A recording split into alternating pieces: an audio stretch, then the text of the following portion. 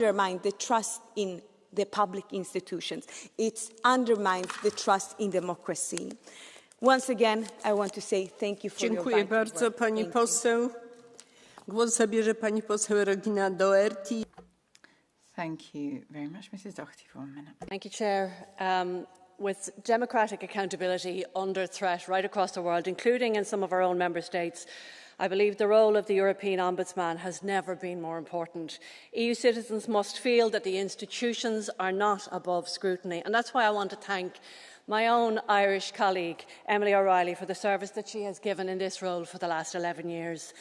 Emily has given her absolute all to uphold democracy, enhance accountability and ensure that the abuses of power in EU institutions, including in this Parliament, do not get dismissed as it's just the way things are done. Because I know there are citizens across the Union in every member state who are extremely grateful to Emily for her work that she did on their behalf over 3 mandates. But that work is never complete and there is still much more to do. The Commission in particularly needs to become much better at giving public access to the legislative documents within a reasonable time frame, as she outlined. And I'm sure that will be for our next EU Ombudsman, and I want to wish them all the best of luck tomorrow. But Commissioner, after 11 years of outstanding service of a fine Irish woman and 3 of our candidates tomorrow being women, maybe it's about time we change the name of the role to Ombudsperson. Dziękuję bardzo, pani poseł. Głos zabierze pan poseł Michał Szczerba. Thank you very much, Mrs. Schreber, for 1 minute. Szanowna pani przewodnicząca, szanowna President,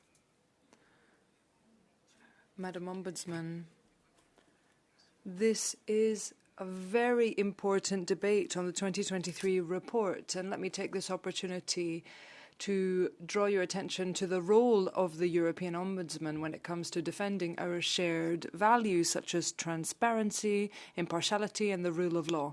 I wish too to draw attention to the fact that we need greater visibility for this role in future.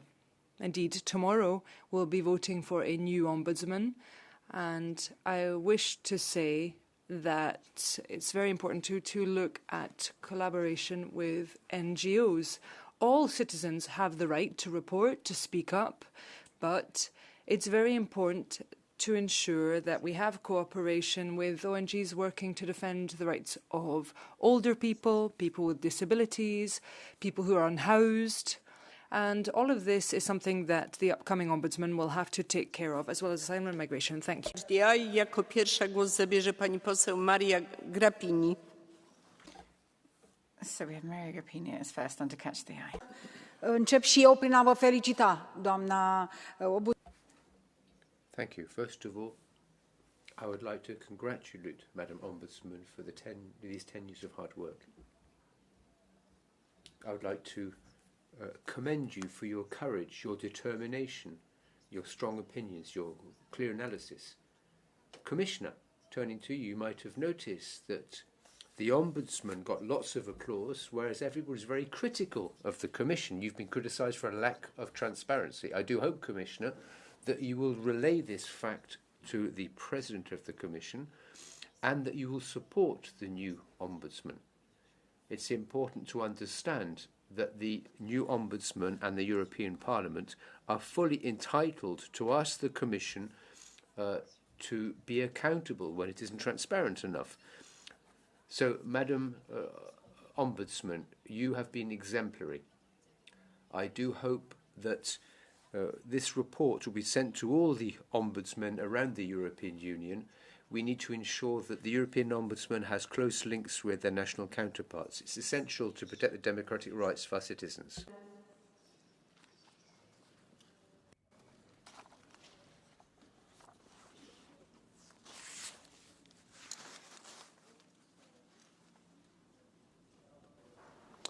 Arvoisa puhemies. Madam Chair, since we now have such a huge exerciser of power like the EU, that body, if anything, needs to have watchdogs. Because in this messy system, there's plenty of issues to bark at. What have we seen in the past few years at the top of the EU? For example, transactions made for millions of euros that have been carried out via SMS. The Court of Auditors has discovered repeatedly how in this EU mess money is misused continuously. In the last legislature, the recovery package has turned out to be a hidden bomb. And is still somebody wondering why the citizens don't trust the EU?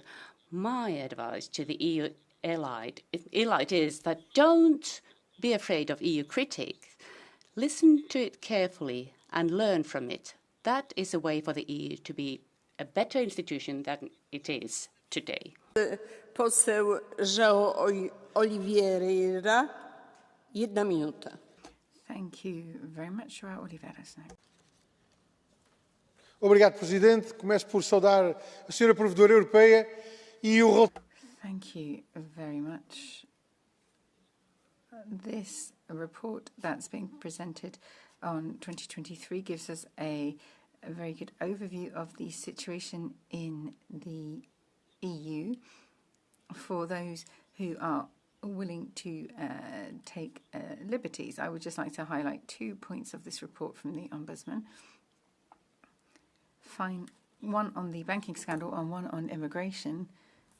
The Ombudsman acted when it came to banking and finance, the Banco Popular, for example, in Portugal. We're seeing the banks do whatever they want to the detriment of citizens, and it's very hard for the authorities to stop that. And then the Ombudsman also intervened on the matter of migration, looking at abuses against migrants, looking at illegal practices such as forced pushbacks and other points that have been highlighted by the Ombudsman. That is something that will change the lives of migrants. Thank you. Pan poseł Lukas Zipper, 1 minuta, bardzo proszę. Thank you, Ms. Vice President, dear people of Europe and dear secretaries of the Vice President. The European Ombudsman is an institution of transparency. And while the annual report of 2023 shows how important this institution is, given to the fact that 372 proceedings have been concluded, it also shows us the price of transparency. It is not for free. It takes the involved institutions some bravery, because what stands in the way of transparency is mostly the thought that things always have been like that. If, for example, a member of this parliament uses the freedom of his mandate to record from inside this plenary and thereby give the people a unique insight to the proceedings of this House, this, of course, is also a disturbance to the way that things have been. But if you ask me, transparency is always worth that disturbance. Dear colleagues, let us do everything in our power to strengthen the European Ombudsman even further. Thank you. Bardzo dziękuję, panie pośle. Oddaję głos komisji w imieniu... Thank you very much. Now, on behalf of the Commission, Commissioner Fito.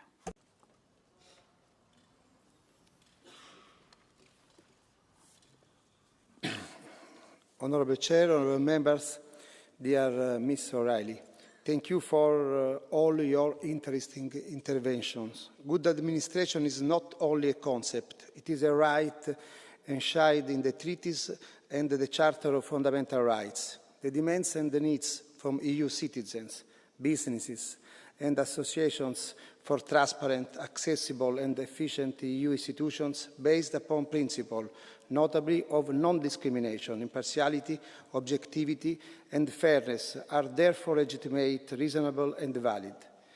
This is why cooperation between the European Ombudsman and the EU institution is of key importance. The report and the resolution of the European Parliament on the activities of the European Ombudsman in 2023 highlight several areas where the institutions have done their job and others where improvements can be realized. It is our duty to strive to improve the way we operate, in line with the principle of good administration, in the interest of the EU citizens and the interest of the European Union. As already mentioned in my introductory remarks, the Commission will now assess in detail the issues raised in your resolution and during today's debate and will respond in the next weeks. Thank you for your attention. Of that potential and how we can use it. This Parliament is directly elected by the people, and that legitimacy confers upon you both great power and great responsibility. Tomorrow you will elect my successor, and I wish you well in that important task. Whoever is chosen will have the legitimacy conferred precisely because of their election by you, by this institution, and that too will be a source of great strength to them and will also confer great responsibility. It has been an honour and an immense privilege to have served in this role. I will leave you with a few words of farewell in my native Irish language. They come from an old Irish blessing, wishing a traveller well as they embark on a journey, just as I wish you all well as you continue on yours. Gonairi an Boherlat, Goraun Gay Gabrocher. May the road rise with you. May the wind always be behind you. Many thanks and goodbye to you all. Pani Rzecznik, głos zabierze sprawozdawca. Thank you very much to Mrs. O'Reilly. We have Mr. Alexis Saliba next. Signora President, jidher li bħala. Thank you. As a parliament, we seem to be all on the same page. Transparency is important, and it's important to be more accountable in our European institutions. At the end of the day, all political groups are sending the same message. We are all looking forward in our important vote tomorrow to have a continuation of the excellent work done by the Ombudsman Emily O'Reilly during the last years. The new Ombudsman shouldn't just follow the steps of the current Ombudsman, but they have to ensure that they meet the new challenges, the new situations that are changing rapidly on a European level, on the way institutions are working. We have to ensure that we can fight conflicts of interests. We can strengthen our standards, but we also ensure that the European Ombudsman is a bridge between citizens and institutions. So tomorrow is a very important day, not only because we will be approving this report after 11 years of work, but as a parliament, we are lucky enough to choose her successor for such an important role. As I already said, this is a very important role that ensures that the rights of people with disabilities on a European level are respected. So they are not simply rights that are written on paper, but they are applied in practice. So therefore, tomorrow, please keep in mind Emily's O'Reilly's work. Let's make a good choice. Let's ensure that transparency on a European level keeps getting strengthened. Thank you. Thank you very much. That closes that debate. The vote will be tomorrow. On to the next agenda item now. André Boula and Yunus Omarjee, the report on a proposal for legislation on regional emergency support, Restore. As our first speaker is André Boula, you have 4 minutes.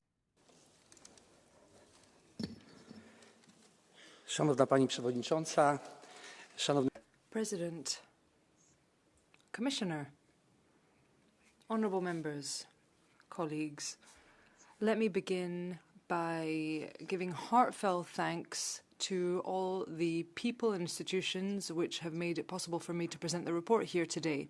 In particular, I should like to thank my co-rapporteur as well as the shadow rapporteurs, the European Commission and the Member States. Today, We are talking about a subject that is particularly dear to my heart, also due to personal reasons, since I live in a region that was hit by the natural disaster in September, the floodings. And we all know that natural disasters can come out of nowhere and that the impact isn't over when the rains stop. All too often, in fact, what I see is sadness and desperation in people having to go through this. Hence the need to work together swiftly to ensure that we could apply the special urgency procedure to this report. That means that no amendments were tabled in order to speed up the process and to ensure that aid can arrive as swiftly as possible to the victims. We will also have to adopt the amendments tabled by the Council, and I wish once again to thank the co-rapporteur and all the political groups for having reached an agreement on this topic, and thanks for all your work. Proof that the European Parliament can indeed be very effective when it comes to taking swift action on important topics. We are able to move above and beyond our political divisions, which provides a message of strong support that we're sending to the hard-hit populations. The changes to be adopted tomorrow have got to do with 3 funds: the ERDF, the Solidarity Fund, and the European Cohesion Fund Plus. It's very important to say that we're not talking about a new budget. Instead, what we are talking about is the possibility of transferring funds up to 10% of the current funds to operational programs.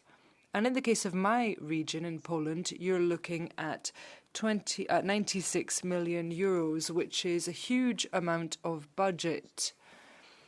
It's going to lead to almost 100% funding at EU level, which is guaranteed by the scrutiny and oversight mechanisms in the relevant parliament.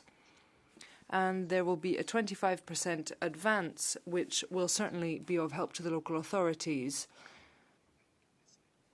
Now, I agree with colleagues that it is justified to place time limits on this funding. But tomorrow we'll be wrapping up on the procedure here in the Parliament. But in the regions, the work will carry on. In 6 months' time, the Member States will be presenting new objectives and investment programmes. I am firmly convinced that by adopting the relevant modifications and amendments, we will show that the EU is able to be flexible and swift in its action, providing real help to those for whom we are here, our fellow European citizens. So I would call on all of you to support the amendments during the vote tomorrow. Thank you. Thank you very much. Next, the co-rapporteur, Mr. Yunus Omarjee, Vice President of Parliament. Madame la Présidente. Madam President, thank you. Executive Vice President, Mr. Rafael Fito. This weekend, the island of Mayotte was struck by a cyclone of a force unprecedented for 90 years. We heard beforehand how the President of the European Parliament, Roberto Metsola, spoke on behalf of the whole of this institution in voicing our solidarity with the people of the island. The measures which we'll be adopting tomorrow will also ensure that in the future we be able to provide aid to places such as Mayotte in an unprecedented way, as we've seen recently with Valencia and regions in Central and Eastern Europe which were devastated by recent floods in 2024. And these instruments will also enable us to tackle natural disasters affecting us in 2025. The European Social Fund will be used to top up emergency food aid so as to ensure that support be extended to small and medium-sized enterprises with part-time working. And the European funds will also be available to fund damaged infrastructure. Never before in the European Union have we adopted such a comprehensive and rapid tool. For many years now, as chairman of the Regi Committee, I've been calling on the Parliament to go beyond the ESF And I'm delighted to be able to propose this regulation, the Restore regulation, to the European Parliament, which will represent a step change on the ground, which will now allow European institutions to support those acting to help citizens out on the ground. I've often said we can't have economic, social and territorial cohesion in places where we've abandoned the citizens and the territories when it comes to rebuilding. We see the names of destructive tropical storms, one after another.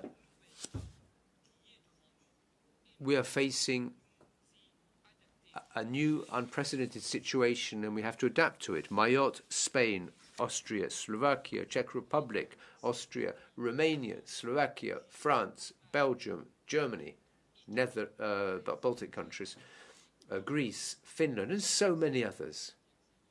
Over the last 3 years alone, we have witnessed a succession of natural disasters which overwhelm and undermine our policies, in particular regional policy and development policy, which is so important in our regions. Climate change is a massive new change for the world. And the climate's changing so quickly that our efforts are powerless to slow it, and we have to adapt our behaviour to respond to these increasing disasters.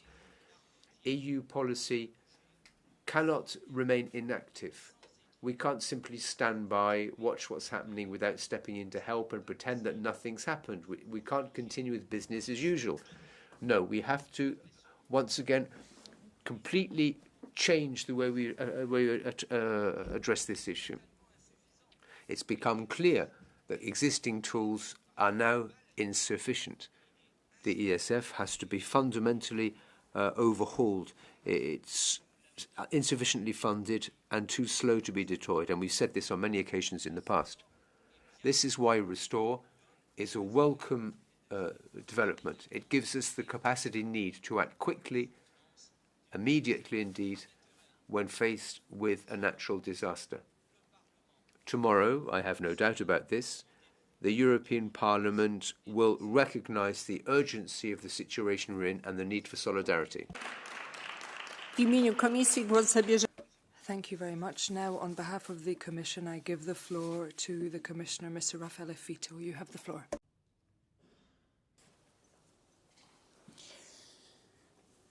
Honourable Chair, honourable members, before going into the matter, my first thought today is addressed to the people of Mayotte. As President von der Leyen said, Europe stands by France and its citizens in this time of tragedy, and we are ready to offer our support in the days to come. The cyclone that hit Mayotte this weekend is a terrible tragedy. Our thoughts are with the people of Mayotte, especially those who are suffering. The events in Mayotte underline the urgent need for a new instrument, Restore. In my hearing, I promised to work for all the regions of Europe in close collaboration with local leaders and representatives, listening to their concerns and responding to them.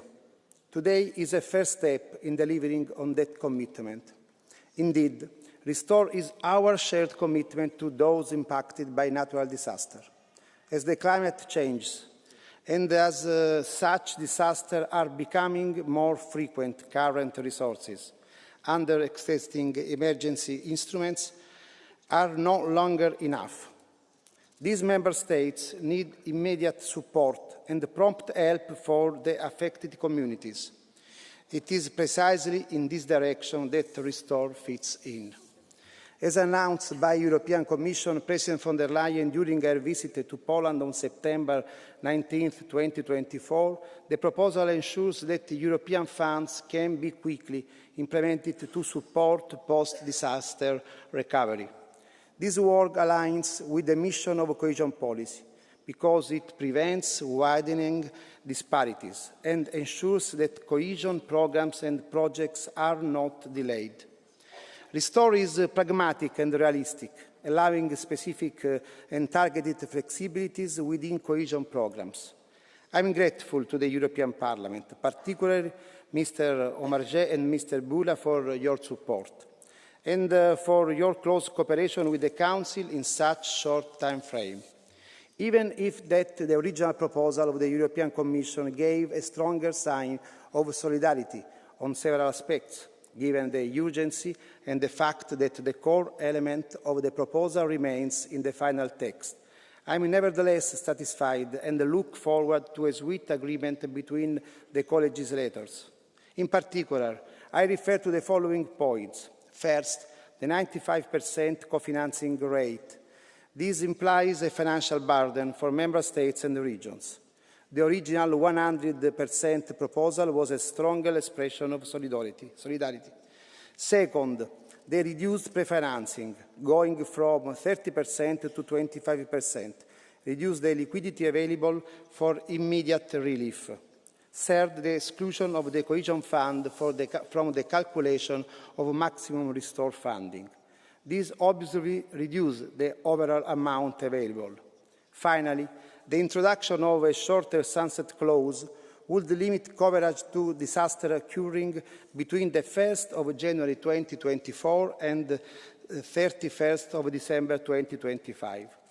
On these points, the Commission's ambition was to provide the structural flexibility until the closure of the current programmes. These had the benefits of keeping the framework stable, simple, and not requiring further legislative changes for future natural disasters.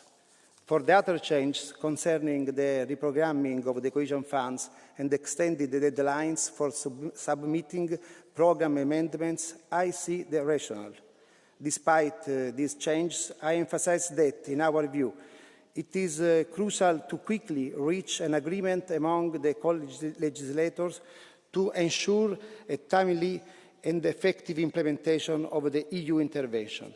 This is essential to provide urgent support to the affected populations. I conclude by echoing President von der Leyen's words by injecting liquidity with higher preferencing the co-financing of EU funds. We are making a real difference to the people and regions hard hit by these disasters.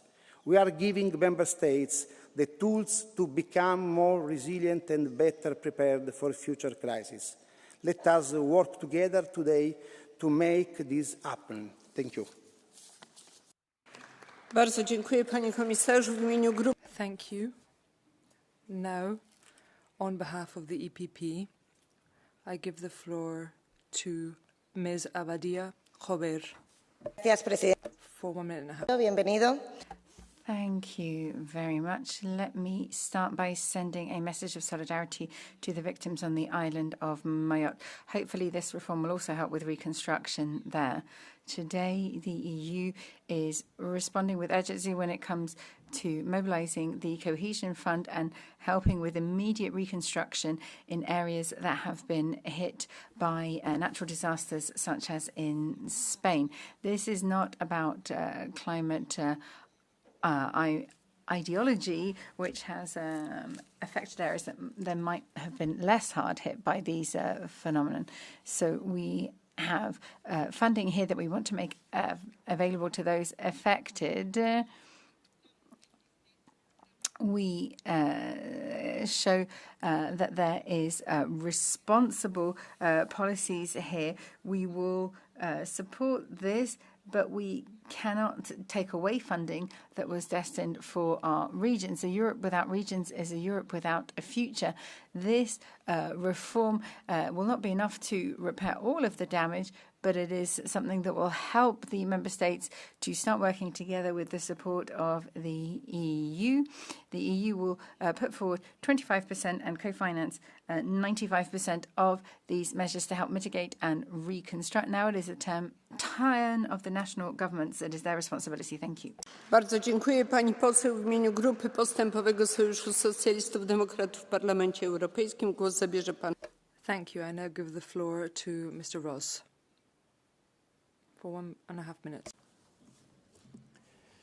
Gracias, Presidenta. Thank you, President. Commissioner, disasters can hit in a matter of minutes.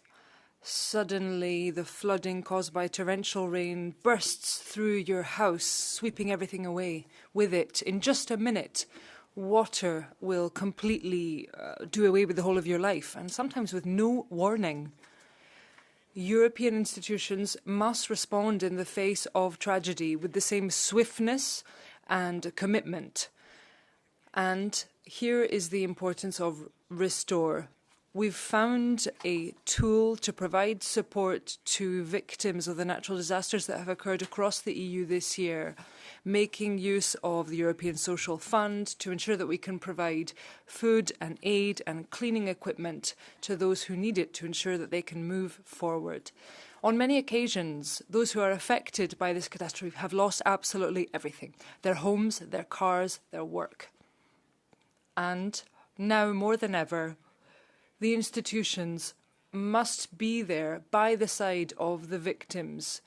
I wish to send strength and encouragement and support to those who suffered the effects of the storm in Valencia and in other parts of Spain and the EU. We won't forget you. The EU institutions will be there to provide the aid that you require, adding to the 17 billion euros that the Spanish government has already committed for the reconstruction of Valencia. We will shine again with the same strength that we had before the storm. Thank you. Thank you. Now, on behalf of the Patriots for Europe, I give the floor to Ms. Dostolavova. You have 1 minute. Colleagues, Restore is a proposal. President, Nikdo nespochybňuje.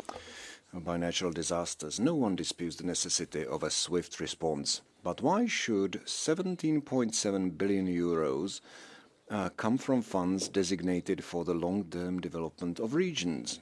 Cohesion policy is not a piggy bank the Commission can open at will. It is a cornerstone of a united and prosperous Europe. It helps regions grow, creates jobs and ensures better living conditions. And now, these resources are being turned into an emergency patch. And my question is why, when we have another tool at our disposal called the Recovery and Resilience Fund, why not use that fund? There is enough money in it. An audit has shown that not so much money is being used from that. Extending implementation deadlines for 2026 would be enough to avoid jeopardizing the goals of cohesion policy.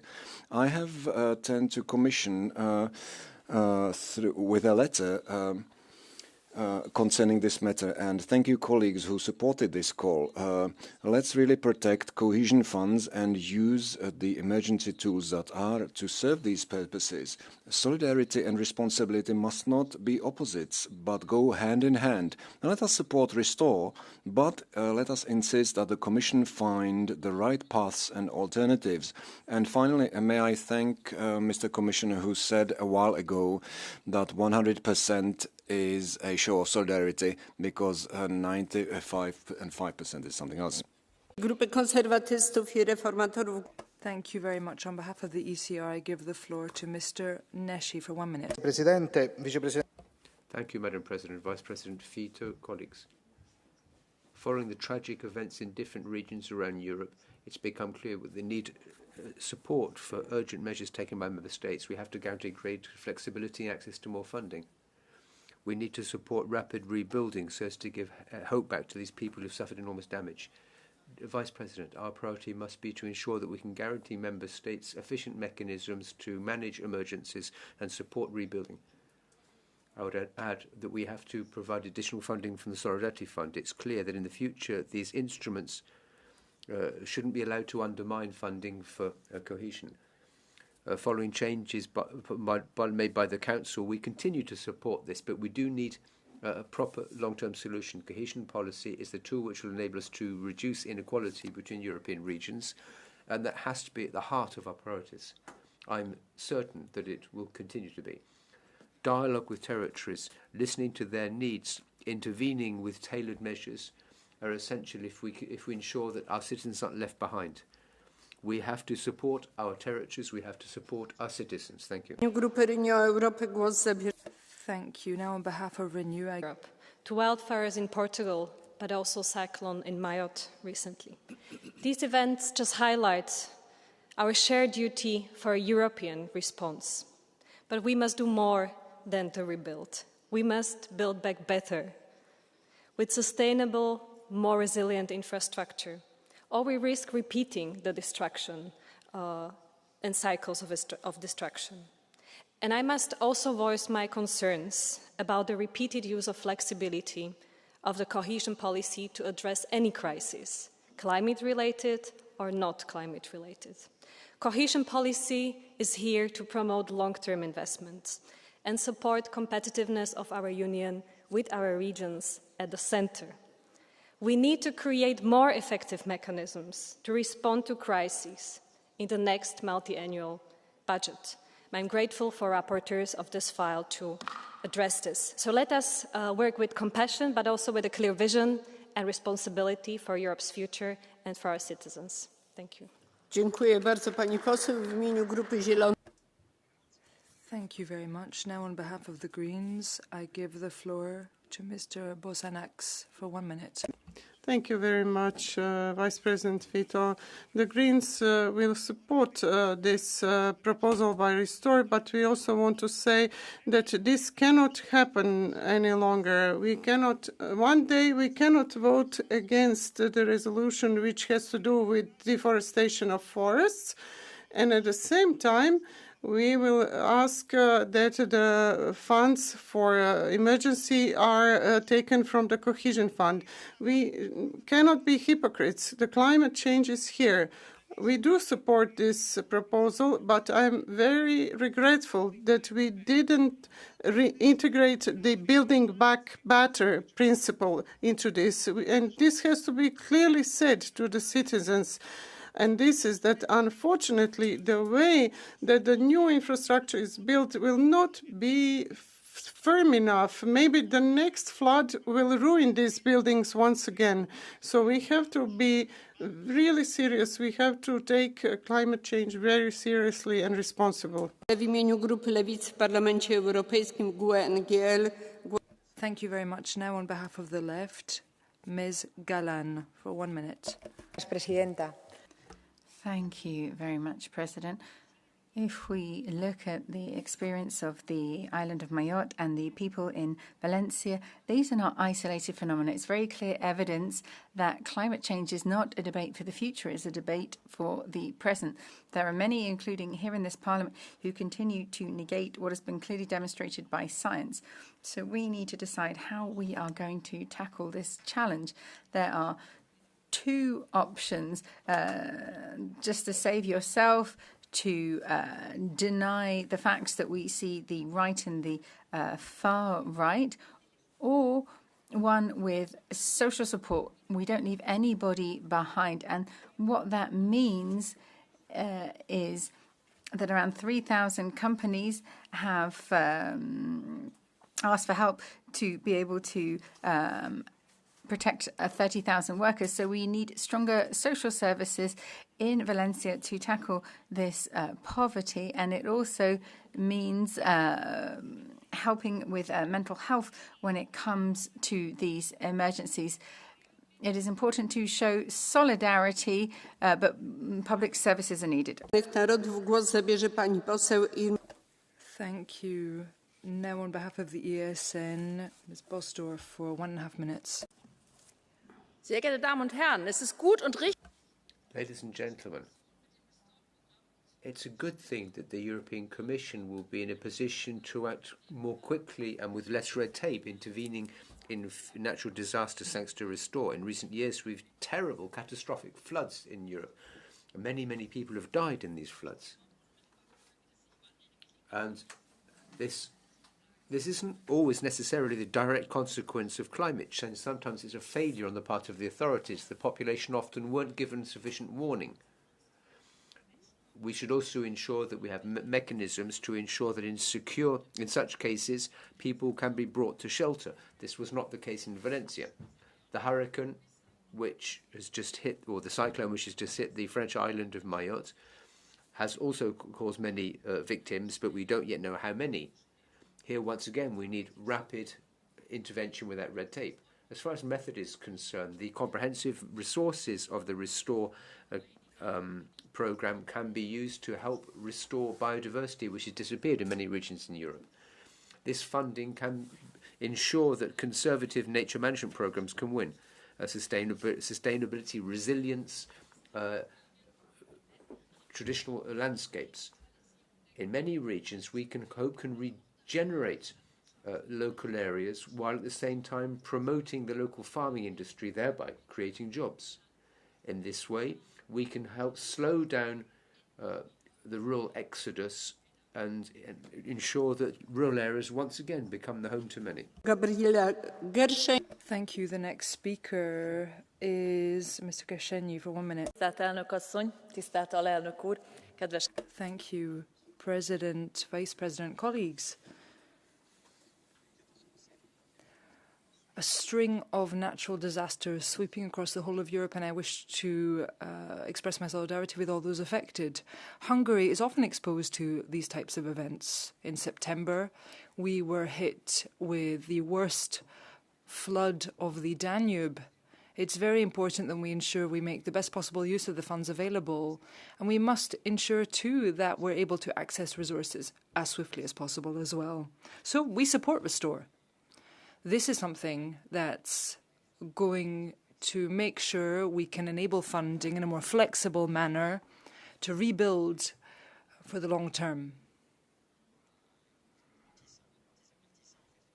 Our party is called TISA, and this is a reference to the second biggest river in Hungary, and we need to make sure that we're able to deal with rivers when they swell. We must ensure that we have long-term cohesion funds being poured into supporting their primary aims, and the money must get to the local level, which is where people need it most.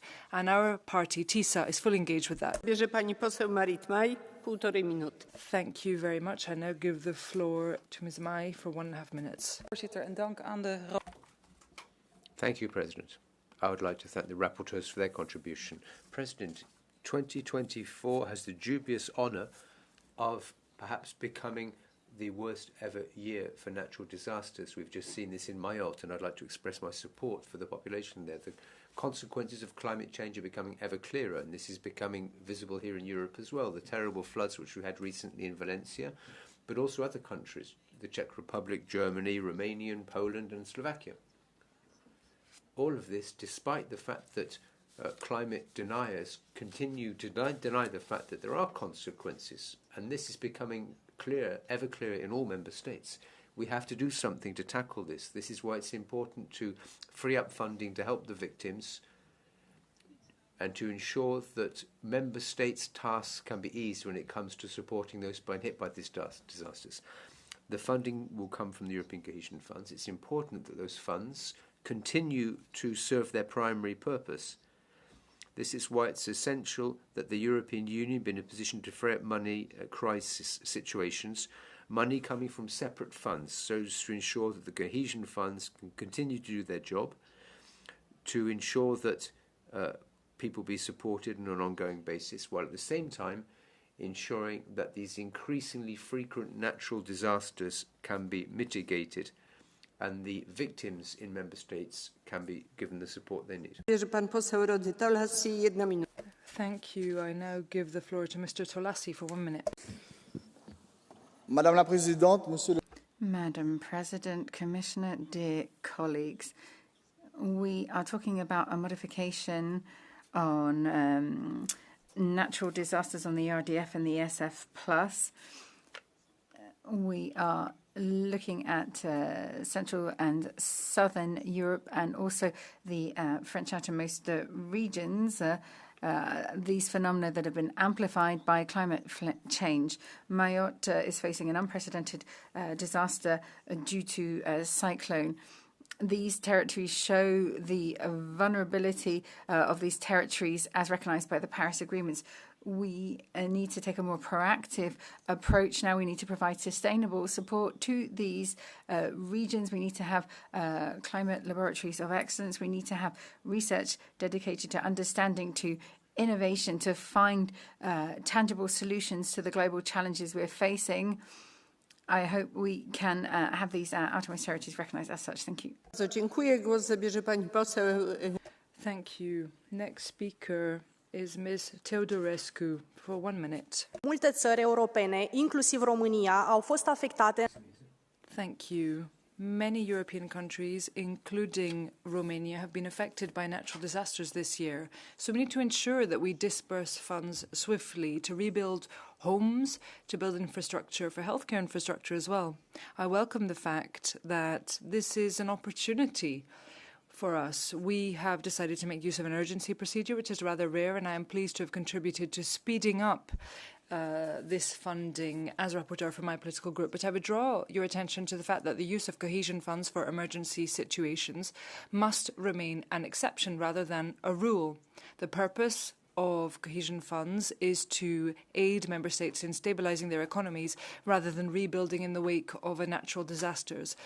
To tackle natural disasters, we need a different type of fund to try and ensure that these needs are taken care of. We need an annual budget that is going to specifically be targeting the management of natural disasters, or we will be dealing with this next year as well. Thank you very much. I now give the floor to Gregory Alione. Madam President, as we speak, there's a race against the watch in Mayotte as people tackle the damage caused by the Chido cyclone. I'd like to commend the doctors, the public, security services, police, the army who are intervening in terrible circumstances. Colleagues, I support this project, Restore, which will provide greater flexibility and additional support to all these communities affected by natural disasters in 2024. This is an example of a practical Europe, a Europe of daily solutions, providing food support, tangible assistance, and as well as financial assistance to help these areas recover. President, every week here in the European Parliament part session, we talk about natural disasters. Restore is a solution which will, of course, provide support, but in the next financial programme, we have to ensure that we can properly face up to the climate challenge with structural aid, which will enable us to ensure that we can face up to the challenges of the future, but also those facing us every week. Thank you very much. The next speaker is Vicente Marçal Ibáñez. 1 minute. Thank you, President. What people are asking for is that this money is made available quickly and be used to build back better. The money has to arrive quickly. This is what we've proposed in our group, and it's important this happens. 50 days ago, this happened, and there are still 400 houses, 400 flats, not just isolated farms, water in their basements. The structures are in danger. This is a danger to people's lives. 130,000 people have lost their cars. Prior to this disaster, it would take them 30 minutes to get to work, and now it takes 3 hours. There's some people who can't even cook at home. This is why this funding has to arrive quickly, Commissioner. But funding has to be made available to build back better. We've proposed this in our group. I turn to our colleagues from the EPP. It's not possible that you use or abuse these funds, undermining their objectives by changing laws to enable you to build once again in areas prone to flooding. We cannot use these funds to continue making the same mistakes in the past, building structures which endanger people's lives. This is why the money has to arrive immediately so that we can use it to build that better. Thank you very much. Now, Thank you. Grazie Presidente. Thank you very much indeed, Chair, Commissioner, ladies and gentlemen. The Restore package certainly represents a step in the right direction in Europe's ability to react quickly to natural disasters. With this proposal, affected regions will have resources available immediately to face up to the disastrous consequences of, unfortunately, more intense, more regular natural disasters. The European Parliament and the Commission have done some excellent work, but nonetheless, we shouldn't lose sight of the essence of the cohesion policy, long-term investment towards balanced, sustainable, inclusive development, and cohesion, using it only to respond to emergencies, could compromise it. And therefore, I would call on the Commission and Council to consider seriously increasing the European Solidarity funding under the next multiannual framework fund. We can't always react to emergencies with temporary answers. I think we all agree that Restore is great, but we need a structural response to protect our communities and territories going forward. Thank you. Bardzo dziękuję. Głos zabierze pan poseł Branisław. Thank you very much. Now Branislav Ondruš has the floor for 1 minute.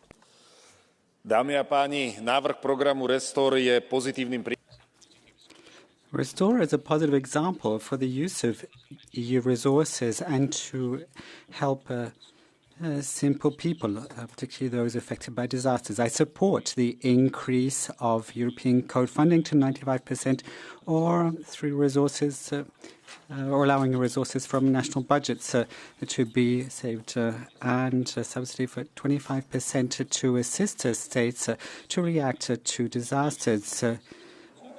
Please do not delay the adoption of this so that it can be used as of the 1st of January.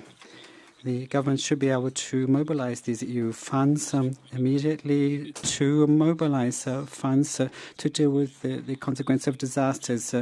In Slovakia, we are assisting people suffering from earthquakes and other natural disasters with millions of euros.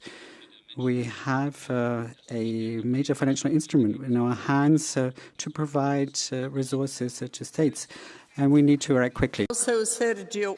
Thank you. Thank you, Sergio Roberto, for 1 minute. Thank you very much, President, Commissioner, ladies and gentlemen. 2023, the European Union has suffered damage to the tune of 3.5 billion euros thanks to natural disasters, and these are becoming more and more frequent. And these natural disasters don't just cause material damage, but in fact they affect humans, affect people through agriculture, irrigation, water resources, energy, food, tourism, infrastructure, and they constitute serious threats to our economy as well. And above all, they are serious threats to our population. However,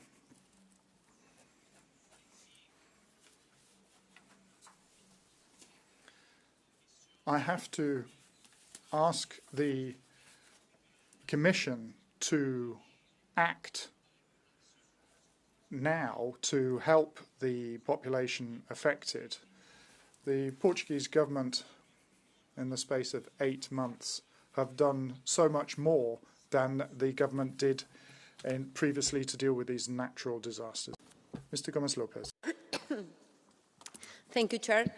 He escuchado en este pleno. I've heard in this plenary talk about ideology and climate, but we're talking about Restore. And we've had these floods in Romania, fires in Portugal, the worst flood with over 200 deaths in Valencia, my country. And we've just heard the worst of the worst national disaster France has ever had as well, which is the Mayotte cyclone with over 100 people dead. Now, can't you see, don't you realize that really the only obstacle is this negationist ideology? Climate change is a reality. It is killing thousands of people across the face of Europe and destroying our lands.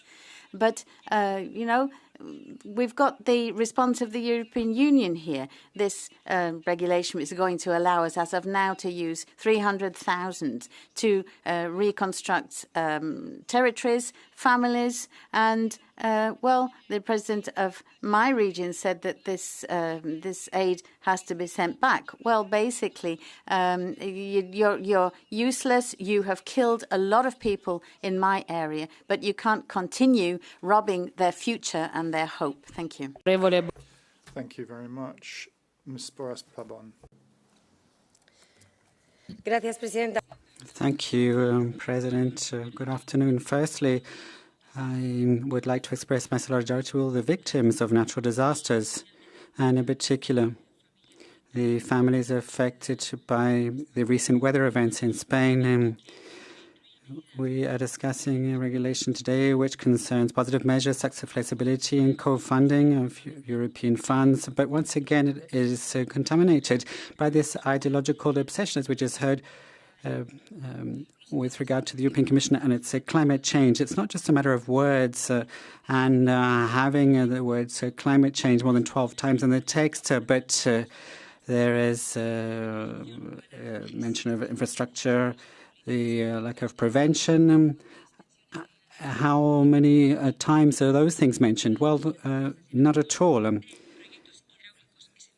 We need to talk about essential water projects. Our citizens are unprotected against extreme weather events. These conditions are not a result of climate, but as a result of a negligent vision, a radical vision, and misunderstood ecology. This is a political disaster on the part of our national government and the European Commission, which prefer to invest in such ideology rather than protecting Spaniards. We need infrastructure, rapid assistance, and placing security before any ideology. But unfortunately, in this Parliament, this is really absent. Thank you. Mr. Søvndal. Tak for det. I'll speak in Danish. Naturkatastrofer, som vi ser i disse år, er ikke...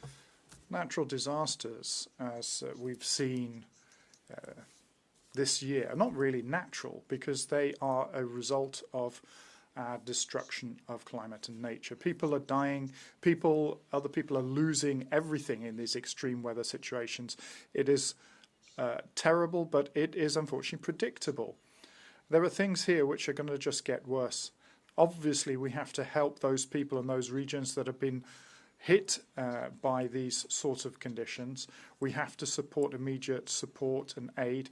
We in the Greens say that we need to show solidarity for those who are affected by these natural disasters, but we also need to look into the background, look at the resources that are being deployed, look at how we can act to prevent these events from happening and help the most vulnerable, make sure that there is a just green transition and nobody's left behind.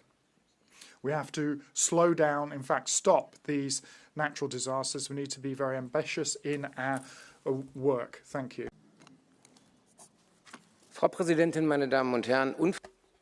Madam President, ladies and gentlemen, unused means from cohesion funds, changing their end and using them for unclear ends, it's something we look at very critically. And we're wondering what's going to be built with them. Aid for people affected from EU funds shouldn't be a replacement for national efforts. And because we can expect weather catastrophes, and we can't get away from not facing up to their effects on people. So Europe can't wash its hands of this or allow countries to adapt to this question of climate change, which is driven by human action. Thank you. Thank you. Ms. Nevado del Campo. Querido vicepresidente. Vice President, Spain, Portugal, France, and Mayotte. These are disasters where Europe needs to coordinate mechanisms in order to provide an immediate response, and it needs to do this under the responsibility of governments like in Spain, which is incapable of implementing what is required, resulting in many deaths in our country. Our government is only interested in its PACs to remain in power. They are not interested in the victims who suffered in Valencia because of a lack of action on the part of that government. A specific fund needs to be created rather than using existing funds as is being done. All victims need this. The People's Party says in this respect that Europe is more necessary than ever. Thank you. Ms. Kuhlemans. Thank you, Madam President. The impact of natural disasters is becoming more and more dramatic in Europe as elsewhere in the world. In Spain, in the region of Valencia, today in Mayotte, but in 2021 in my country, in Belgium. More and more often then, we have to deplore these people lost too early and the destruction that's happened subsequent to extreme weather events. So these events require immediate assistance and help, social and health assistance and reconstruction of infrastructure that's been destroyed. In order to do that, we need a European mechanism that can react in time, that can work in solidarity, work in time to help those affected. And that's why we stand by this new approach of restore, which is to be adopted here. But there is a but. We need to have ongoing permanent funds to be able to face up to these crises rather than having to scrape around in the structural funds. And also we need to frame policies which are generally ambitious to fight climate change, despite, once again, the rather sceptic and negationist proposals we heard from the right today. Thank you very much. Mr. Hetmans, the next speaker. Thank you, Chair. Thank you, Commissioner, ladies and gentlemen. First of all, we need to thank the European Commission very much for the response and the opportunity to use the European funds for reconstruction of areas destroyed in natural disasters. We should thank them on behalf of the EU citizens, including Poles, for the support they will get. Second of all those different disasters that we have seen in the EU, starting with the pandemic, then the consequences of Russia's aggression on Ukraine, and the recent natural disasters, wildfires and floods. All this aid is being implemented thanks to cohesion policy funds, and we should remember that when we are discussing the future of the cohesion policy, and we should remind everyone who undermines or questions the validity of cohesion policy after 2027 about this fact. And last but not least, when we discuss the new financial perspective, we should also discuss tools that will be available for instant response to events such as we've seen in Poland. It's December now, the floods happened in September, and we are still discussing this, even though people they need immediate help and support. Thank you very much, Mr. Topo. Grazie. Thank you, President, Commissioner. In the committee, we supported this, and we now support the package of this for these temporary instruments to assist member states in their recovery efforts and to provide assistance to millions of people, those who are affected directly by natural disasters in many European regions. This is the right decision because where citizens are in difficulty, Europe has to be present. Now, I do have two observations. However, we need to have a stable instrument to manage these emergencies which reoccur frequently. This also needs to be flanked by a stable European instrument with its own funding. Secondly, Restore is funded from cohesion policy funds, which is the right choice. But these are made for structural projects for regional development, and these need to be reinvested then in the cohesion fund. Thank you. Mr. Aftias. Commissioner, colleagues, Szanowni Państwo, the Italian Commission, Szanowne Państwo, Szanowna Komisjo.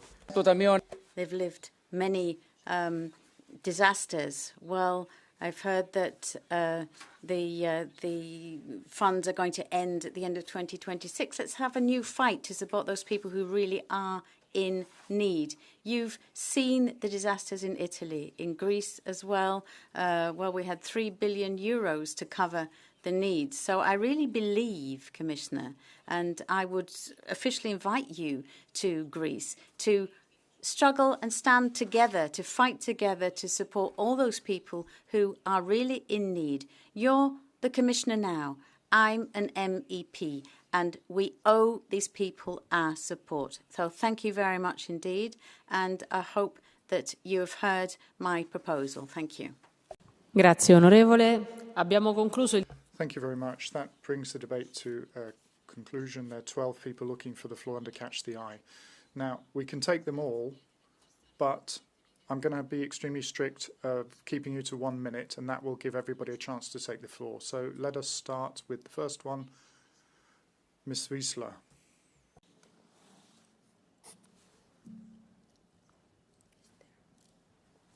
Wcisło, Panie Przewodniczący. I will be speaking Polish. My name is Wcisło. Szanowni Państwo, Komisja Europejska.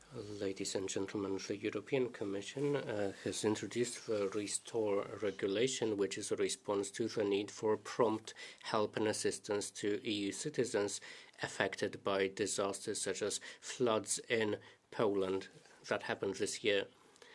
This regulation means a faster path and more flexibility for financing, because this is what community and solidarity is all about. It's about helping those affected, and this happens in Poland.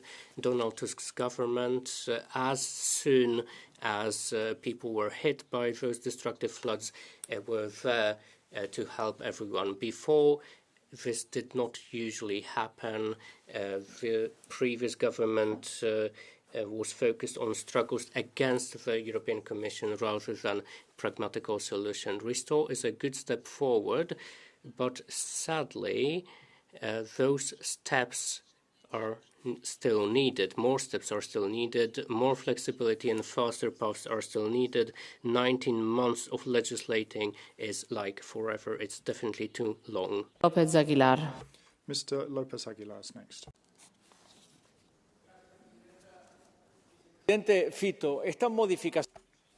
Commissioner Fito, this amendment to the regulation will allow us in a very flexible way to mobilize up to 25% of co-funding under Restore for restoration in the face of disasters faced by the Valencia area with over 200 people dead.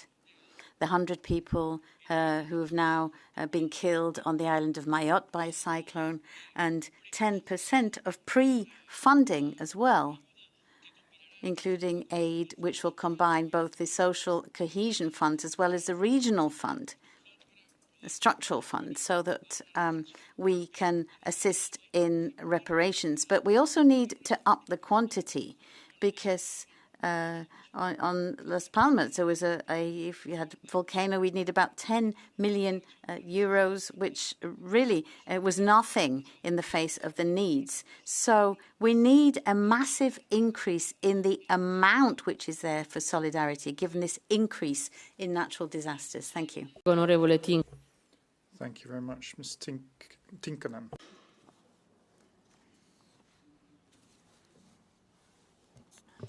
Arvoisa puhemies. President, I often feel that the EU budget has become a sort of common piggy bank. Such a piggy bank where you can always ask for money for all kinds of purposes when the public finances in one's own country have not been kept under control. Do we really want to create such a cash dispenser out of the EU where you can draw millions, even billions of euros soon, also for natural disaster consequences? That is now the proposal. The EU was not made for this. We are on an unhealthy ground if even for natural disasters, when they take place, we expect massive amounts from the EU. I want that in my own country we take care of our own economy so that we can react to natural disasters from our own pockets. And I want to require this from all the other member states also. We need less EU but more own responsibility in these matters. Thank you. Thank you very much. Ms. Kontura. Thank you very much indeed, Madam President. Commissioner, This proposal on Restore to support regions affected by national disasters is a positive step towards addressing the effects of climate change. The frequency and intensity of these extreme weather phenomena is dramatically increasing, and countries in the south of Europe, such as mine, Greece, are increasingly facing emergencies. And so we need to speed up European action on climate change, and we need to support works which will help us support the infrastructure. I need to stress that political cohesion needs to retain its long-term aims. We shouldn't undermine the aims on cohesion. The next MFF will ensure the necessary access to funds to address the effects of climate change and disasters. And we need also to establish a new long-term fund for physical disasters. Thank you. Thank you very much. Mr. Zieper.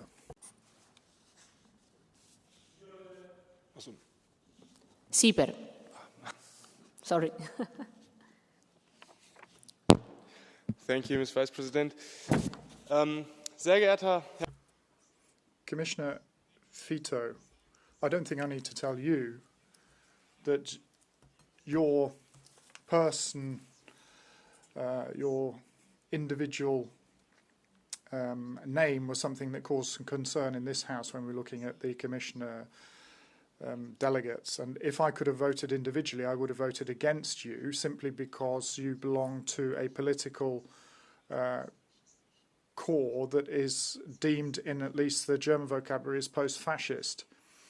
So with your political background and with your personal capacity, many people in this House were not convinced by you and by the fact that this was a good decision to make. Now, this is a topic which invokes the consternation of everybody, and I think joins in a cross-border and a cross-bench fashion the fact that we understand we need to help people. And so I would call on you to do your best and to overcome political differences. Grazie, onorevole. Thank you very much. Mr. Susosib. Senhora Presidente, caro Comissário, desde que há memória sempre existiram... Thank you, President, Commissioner. Natural disasters are very old, but climate change means that these natural disasters have become more serious, affecting thousands of people, killing thousands, and causing millions in damage. We also know that we have built in areas at risk. The reports from Draghi and Inisto indicate that we have to pay particular attention to prevention. The Restore Fund is to assist those affected by droughts, floods, and fires. We're talking about 3 billion euros for 2025. We need to place everything in prevention in order to avoid such things happening and to save human lives. That is the path we must take. Mr. Germain. Mes chers collègues, le cyclone qui a dévasté... Colleagues, the cyclone that devastated Mayotte is being seen as one of the most disastrous and murderous of our times. We are crying with you, we suffer with you, we stand with you, and we will stand with you until Mayotte is back on its feet again. This tragic event is part of a series of climate disasters affecting from Valencia through to Central Europe. The new solidarity mechanism, Restore, which is before us today, is the first necessary response. But the funds are not enough. The necessary budget has to follow. And we are expecting you, Commissioner, to commit to that. And then we have to continue to act against the roots, the causes of climate change. Everyone who wants to turn their back on ecology, I have to say, Green Deal is not an option, it's an obligation. We owe this to Mayotte. We owe this to Valencia. We owe this to all victims of these ongoing dramas. Thank you. Grazie, onorevole. Prego. Thank you very much. Mr. Oliveira. Obrigado, Presidente. Senhor Comissário, os incêndios... Thank you very much, President. Commissioner, what we've seen happening in Portugal, in Madeira and elsewhere are examples of disasters, and we have to come up with some answers. There are hundreds of farmers who are having to foot the bill for this, and many people besides. Of course, European funds need to be mobilized to provide an answer to these people's needs. This, I think, is the solution we need. Then there's some other points which are important for us. The possibility of mobilizing the Solidarity Fund shouldn't be ignored. We need to draw on all of the funds. The ESF, for example, the Social Fund, all funds need to be drawn on in an integrated fashion to cover all territories and regions if necessary. And that compensation really has to go to those who genuinely need it, not for the war. Ms. Soler. Comisario, han pasado 48 days have passed, but Valencia still needs a lot of assistance. It is receiving aid to buy cars, but this is not enough. Families are taking out loans to buy those cars, and families having to say, well, if we're paying for a loan, do we then pay for electricity or food? So families are working to pay for debts that they didn't have before this disaster. Is this fair in the age of technology with artificial intelligence, with blockchain? Can't we have a reliable budget monitoring process which allows a transparency for those who are concerned? What we need is a transparency. Onorevole. Thank you very much. Mr. Jonsky. Bardzo dziękuję. Thank you, Chair. The tragedy that hit Poland, Czech Republic, Austria in September and then Spain shortly after shows that Europe must focus not just on military security, but also on security against natural disasters. And it's a very good thing that we are discussing this today, and we will be voting tomorrow on the regulation that will accelerate decisions on payouts to those who need the money the most. We all know here why this is the case. But as we're on this very important topic, I also wanted to point out one more thing, which is the importance of infrastructural investment and regulation. We could have actually avoided many of those strategies if it weren't for populists, also in Poland, who were proud of the fact that they blocked those infrastructural investments. So prompt payouts, infrastructure, and the 5 billion that we received after the recent floods. I want to say thank you for that. Onorevole Serrano. Thank you. Serrano Sera now has the floor. Presidenta, Comisario. Madam President, Commissioner, now climate disasters are increasingly frequent. We've seen this in Europe, in Portugal, recently in Spain, affecting autonomous communities such as Castilla-La Mancha, Aragon, Valencia, where it's cost lives and also there's been material loss. With this emergency instrument from the institutions, we are striving to respond to current crises, but there's a reality we cannot deny. Climate change is an emergency which is here to stay.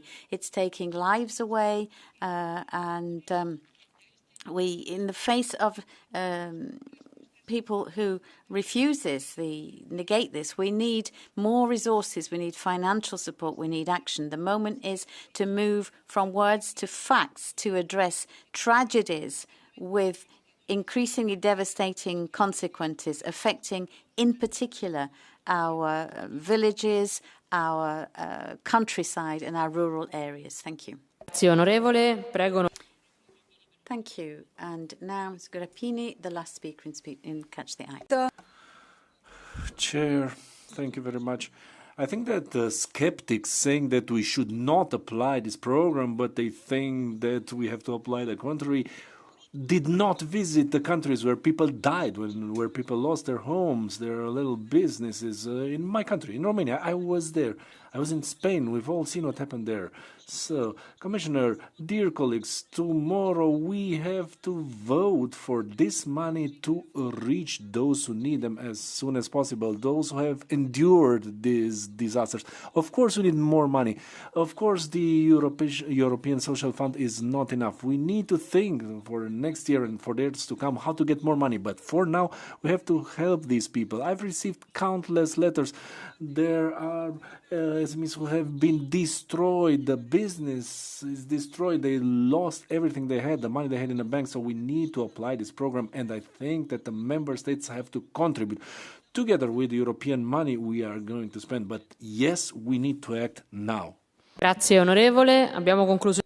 Thank you. That concludes the debate. And I now give the floor to Commissioner Fitto for the Commission for 2 minutes. Thank you, Chair. Honourable members, thank you for your interventions and your support. The needs are urgent, so we must move urgently, making collective efforts so that Restore can be adopted and enter into force already this December. We cannot afford to lose even one day. Europe stands with the regions and citizens affected by natural disaster. This is a concrete and tangible expression of our solidarity. Today also marks a first step in our work together. I believe this has been a promising start. I do share many of your concerns, especially the absolute necessity to build back better. At the same time, the cohesion policy cannot be the solution to all major crises, as attention cannot be diverted from the long term, such as reducing disparities. For me, this discussion is evidence of the common ground between us, a strong foundation on which to build. 5 years of work together, ensuring that in our Europe no place is left behind, no citizens is left behind. I hope it is the beginning of a long and fruitful collaboration. You have my promise. Thank you. Grazie, Commissario. Prego. Thank you, Commissioner. Now the rapporteur, Mr. Bula. Serdecznie dziękuję za. Thank you very much, everyone, for the contributions to the debate. Thank you for good cooperation between all the political groups, despite our divisions. I was happy to be able to be working on this just a few weeks after the dramatic events that affected many European regions. Nowadays, when everything is in such a rush, every news item becomes outdated as soon as the next day. And we may get the impression that yesterday's problems are no longer there. But this is not the case. The victims of those floods and wildfires are still in very tragic circumstances. Many families have lost their homes for the winter. And this is why this debate today and the vote tomorrow have such importance. First of all, this shows that we still remember about all the victims. And second of all, it allows us to confirm our commitment to the promise that we gave them to provide support as reliably as fast as possible. Thank you. Prego, onorevole Omarjee. Thank you. And now the floor goes to Mr. Omarjee as rapporteur. Madame la Présidente. President, thank you. Allow me to make a few comments following this debate. Firstly, I've heard people saying that there was a type of contradiction between the aims of cohesion and emergency responses. I have always said, and I repeat it here now, we had the same debate during the COVID-19 pandemic. And it's an absurd dichotomy because it would be impossible, Commissioner, to look for long-term objectives if we don't respond right now to the devastation and impact of crisis, whether we're talking about health crises or natural disasters. Secondly, the very vocation of political action is to respond to people's real problems, to respond to the total upset following a climate disaster. And I believe that our cohesion policy really shows itself well when we provide very specific, concrete responses to those regions, those areas, those people affected by natural disasters.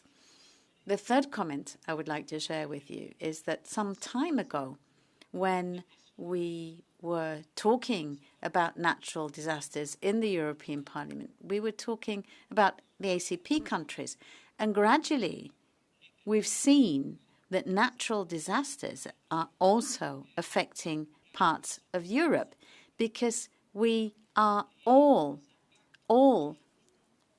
affected by the impact of climate change. And we're talking about a global level. So we have to face that. It's not about theoretical debate. That's not going to solve the problem.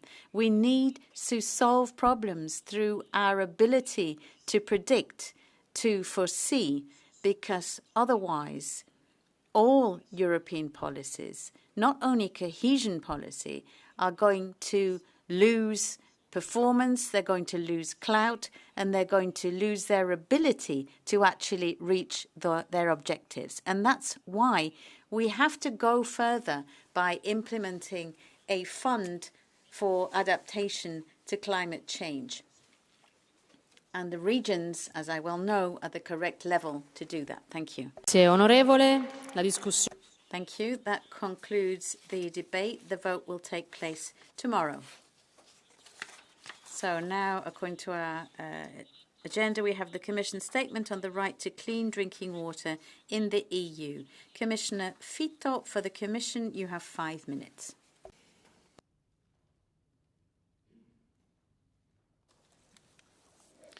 Thank you, President. Honourable members, water is the basis of life. Yet worldwide, more than 2 billion people do not have access to safe drinking water. In the EU, thankfully enough, the situation is very different. Around 96% of our population can rely on clean drinking water. This high percentage is due to the collective success of the EU drinking water policy, which has been in place for almost 40 years.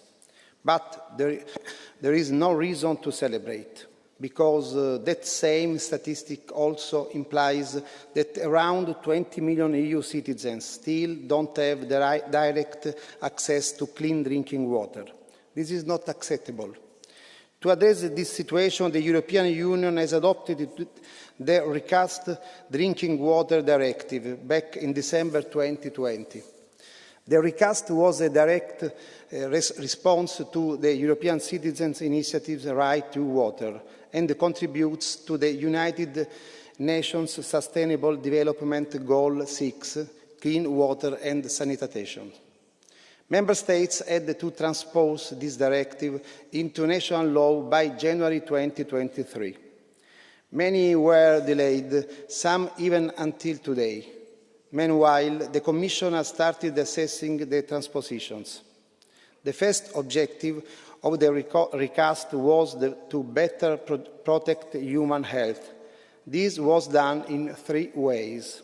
First, by updating quality standards to meet or even going beyond the latest recommendations of the World Health Organization, including on PFAS, endocrine disruptors and microplastics.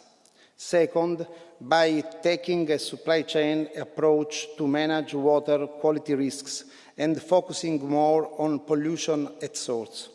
Third, by adopting new hygiene standards for contact materials to prevent harmful substances from leaching into the drinking water.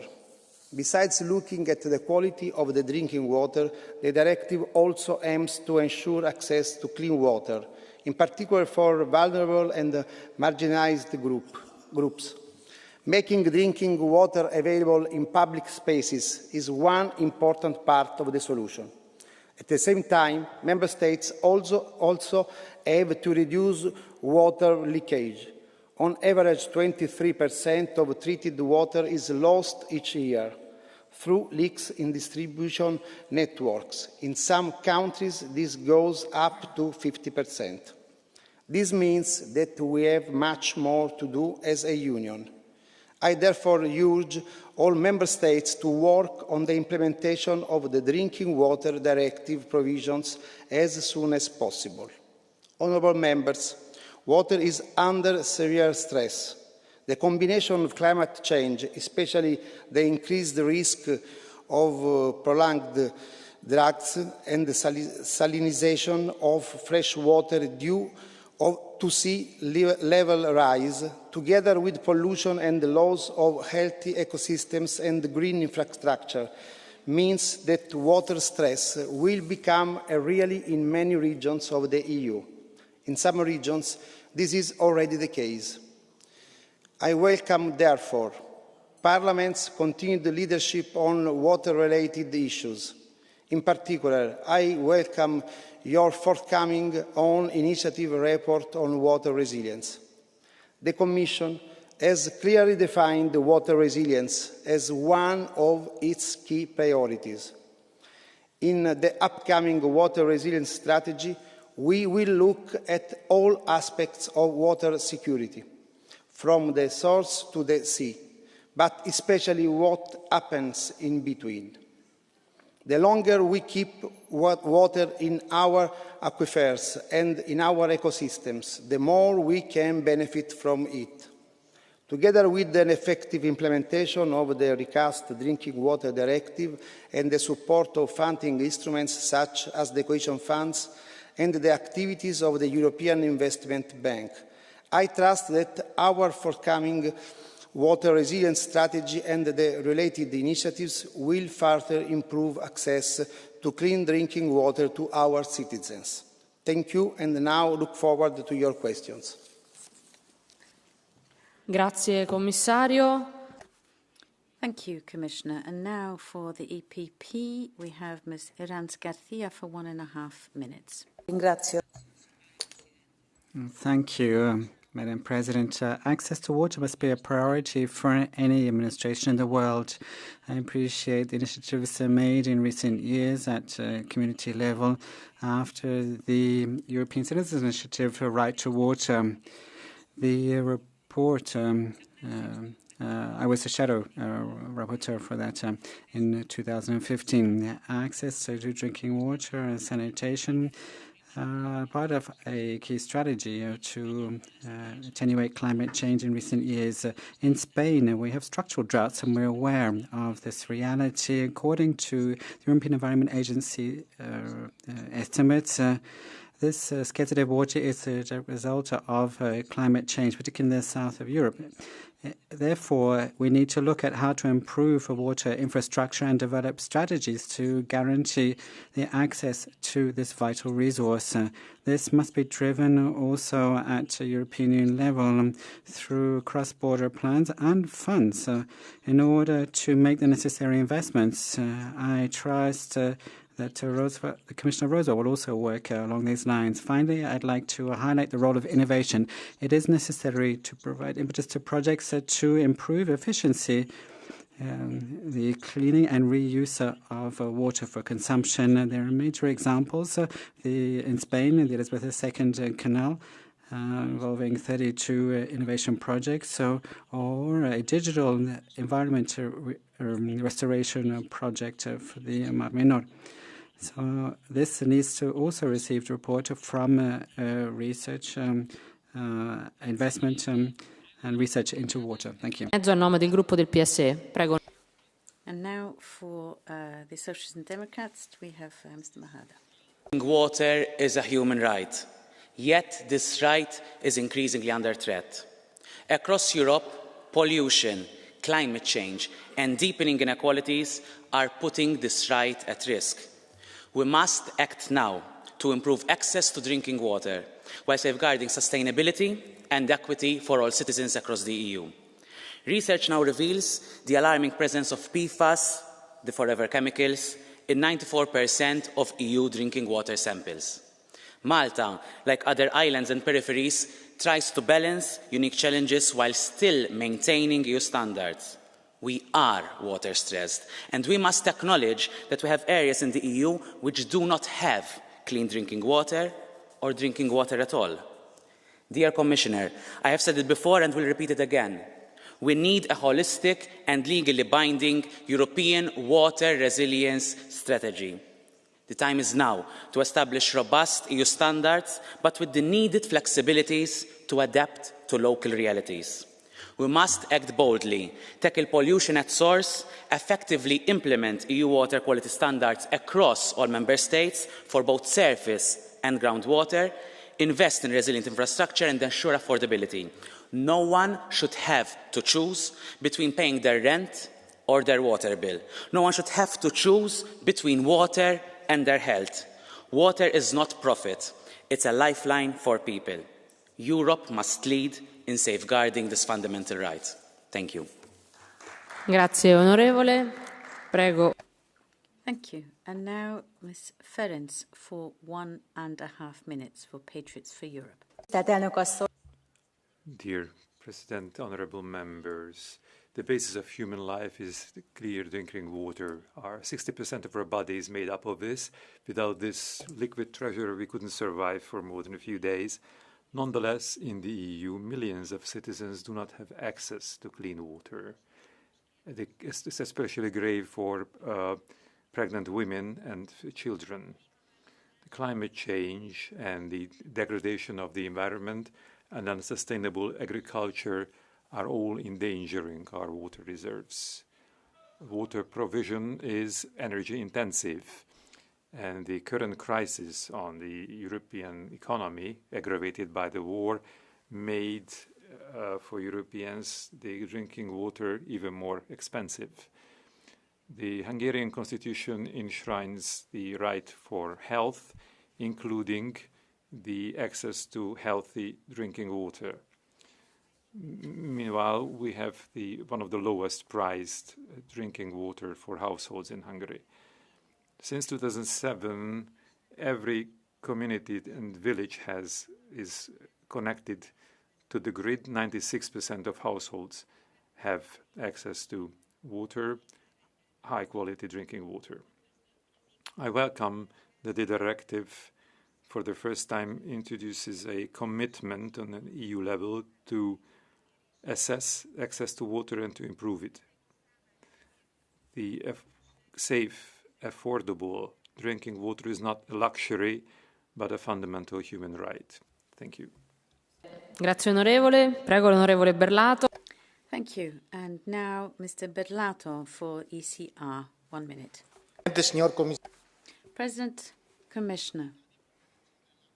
Now, the possibility of having access to clean drinking water should continue to be seen as an undeniable right for everyone. To guarantee this right, we need to protect drinking water against all contaminants, irrespective of the fact that this is surface water or which comes from below the ground. We have to pay particular attention throughout the entire water distribution chain with checks on quality and the quality of water available. We continue to talk about climate change, but we're still not doing enough to collect rainwater in adequate reservoirs to be able to use it then during the periods when there is less rainfall. use of water for irrigation purposes as well could help farmers find the necessary water for their work, but to avoid pointless waste as well. And particular attention has to be paid by public institutions, which have to ensure that large parts of their water resources are lost through leakage because the current infrastructure is not up to the task. Thank you. Thank you very much indeed. And now, Mr. Allion for Renew, 1 minute. Madam President, ladies and gentlemen, Commissioner, topical events unfortunately remind us again and again that there are huge impacts of natural disasters, be it cyclones, floods or droughts. This week, the lack of drinking water on the islands of Mayotte are facing a double challenge because there was a cyclone of rare intensity, but also a structural problem with structural issues of the water resources. So there was a lack of rainfall as well in Mayotte last year. Now, it's not just far-flung regions that are affected by that. In the EU as well, there are 30% of EU citizens affected by a shortage of water. This is an alarming statistic. Now, we're not without any capacity to do something about this, of course. We have our tools. We need to look at reusing water. We need to look at artificial intelligence to rationalize the consumption of water. We have to reduce water stress and, above all, give access people to drinkable water. But water is life, but it's the survival of our industries as well. Thank you. Grazie, onorevole. Prego. Thank you. And now, Ms. Bai, 1 minute, representing the Greens. Colleagues, being prosperous today means giving oneself the means to guarantee the continuation of the human adventure in 20 or 30 years' time. That means being in good health. These words are of particular significance today. Yes, the right to quality drinking water is a universal and fundamental right. I come from France. My country was sanctioned twice by the European justice system with regard to protecting its population. The deterioration of quality of water Perrier. This highlights complicity, particularly of the current Prime Minister François Bayrou, who has not mentioned the word environment one single time. We, as ecologists, say that all means have to be used in order to guarantee the effective right to drinking water. We call for sanctions against states that do not apply the Drinking Water Directive and who distribute water which is contaminated with nitrates. Thank you. Grazie, onorevole. Prego, onorevole Klaus. Thank you. And now, Mr. Clausen for the left, 1.5 minutes. Rent drikkevand burde være en grundlæggende rettighed, men den rettighed trues af kemikalier som pesticider og PFAS. But it's a fundamental right to have clean drinking water, but it's affected by pesticide. In my country, Denmark, 50% of drinking water now has too high levels of chemicals, and the figures are increasing. Denmark, as the rest of the EU, has failed in terms of ensuring the right to clean drinking water for future generations. For decades, organizations and experts have warned against PFAS and pesticides, but nonetheless, it's not been possible to put an end to their use, and therefore it's essential that in the new, the recast of REACH, we should take this problem seriously, and that we can't be taken in by the lobbies. We need to have a ban on PFAS not only in consumer products, but also in professional products as well. We have to ensure that companies shoulder the responsibility for safety with chemicals before they come on the market. And it can't be about short-term industry or business interests. We need a ban on PFAS to protect consumers. That's the only way we can ensure safe water for future generations. Thank you. Mr. Smith. President, drinking water is essential for every citizen's life. Drinking water requires good quality of sources of drinking water, both in groundwater and surface water. we're seeing that the sources of pollution are coming into all sources of water. So everybody has to do their bit. There are a lot of worrying substances need to be banned, and also the leftovers and residues of human medicines as well. What's happened to our pilot projects? We need to be at the fore here. We need to invest in water purification techniques.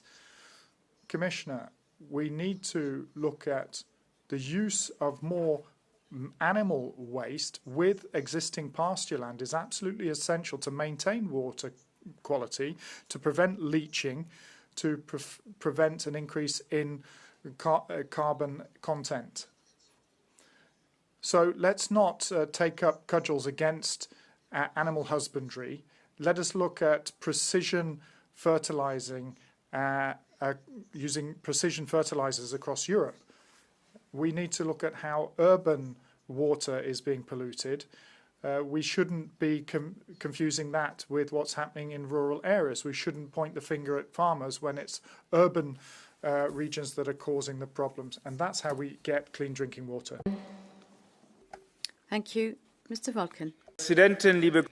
Thank you, President. Colleagues, the right to clean drinking water for all Europeans is for us a major concern as Social Democrats. For years we've been fighting for broad monitoring and against the privatization of European water supply, and we've actually come a long way, but not far enough. The most recent analysis shows that groundwater and drinking water reservoirs are heavily contaminated in many cases, particularly with forever chemicals, so-called PFAS, and often in very worrying concentrations. So our fight for clean water must continue. We must first ensure that municipalities and suppliers must be supported to ensure that they pay those who pollute pay as necessary. So those who cause pollution must pay to have it cleaned. We're talking about chemical and cosmetic and pharmaceutical concerns. The current legislation is a good start, but for proper protection we must start earlier and therefore reduce the income so that harmful alternatives are moved away with. We must ensure that we choose innovative paths for this so that all Europeans can drink water without any concern. Onorevole Tolassi. Thank you. And now, Mr. Tolassi. Madame la Présidente, President, Commissioner, colleagues. What a pleasure to see for the 10th time our hemicycle discussing water. Mayotte, Guyana, Martinique, more than 1 million of our citizens don't have access to what is indeed a vital resource. Some of you some of them have to go out to buy bottled water to brush their teeth. I'm from Guadeloupe. I'm 37, and we've been living shortages of water throughout my life because we need to look at the rules on the cohesion funds, the distribution of those funds, because it means that because of the GDP, we are not granted the funds. Let's ensure that that water shortage is not a simple item on agenda. It's a crisis affecting our compatriots with the same brutality every single year. And I would like to speak on their behalf now. They're fed up of it. We've had it with these empty promises, these nice words. About 26 billion is paid in every year, 15 comes back. But with that surplus, the EU, on the basis of subsidiarity, should support its citizens in the far-flung regions in order to guarantee the vital access to water. Thank you. Thank you. And now Mr. Axinia. As MEP, member of the ECR and of our party, I support the fact that the European Union should create sectorial programs in order to grant the access to drinking water for all European citizens. especially newer countries in the European Union, have to be supported and obliged at the same time. For instance, in my country, because we had very bad government supported by Brussels, 5 million Romanians drink water from unchecked sources and 8 million Romanians do not have sewage. According to the National Council for Statistics, 23% of Romanian households did not have access to drinking water from public networks, and 41% of the population did not have access to sewage with purification. These two numbers have to be connected because by using primitive sewage systems, the water sources from where water is taken, especially in rural areas in Romania, are infested. Everything that is being said here is very nice, but those who lead the European Union should make those governing in countries as Romania accountable, where we have citizens who use waters as in the Middle Ages. Thank you. Thank you. I now call on Ms. Fries. PFAS overalt omkring os. PFAS and endocrine disruptors are things that are being released into our environment. We're drinking them. Our children are drinking them. And via our drinking water, PFAS are ending up getting into our bloodstreams, and they stay there forever. And what are the ramifications for us and our children? Well, higher risk of cancer, reduced fertility, amongst other things. So we're drinking PFAS. And why are we doing that? Well, because they're being deployed in agriculture. There's much more PFAS being used today in agriculture than was the case 10 years ago. But drinking water surely is the most essential thing that we have. And more than half of the water resources in Denmark show traces of PFAS. Surely clean water is a right that we have to fight for. And pesticides and PFAS must be banned in the EU. That's something that the Commission must do so that the next generation can be protected. Onorevole Tigethoff. Thank you. Mr. Tigethoff has the floor now for 1 minute.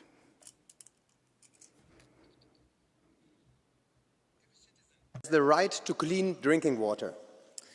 Unfortunately, one group of substances that you can be sure of making trouble in water is PFAS. The forever chemicals, as they are called, because they hardly decompose in nature. There's more than 10,000 of them, but only 24 of them are so far monitored under European law. One PFAS, which is not even amongst those 24, has been found in high levels in drinking water in 11 countries. So far, completely under the radar. Thanks to the European Parliament, beginning with January 2026, for drinking water, the total of PFAS has to be monitored. But knowing our water cycle from rain over surface water, groundwater towards drinking water, a similar group approach should already apply for surface water. Commissioner, do you agree to that? And when will the Commission finally propose the restriction of all PFAS? Grazie onorevole. Prego onorevole. Thank you. I now give the floor to Ms. Furo.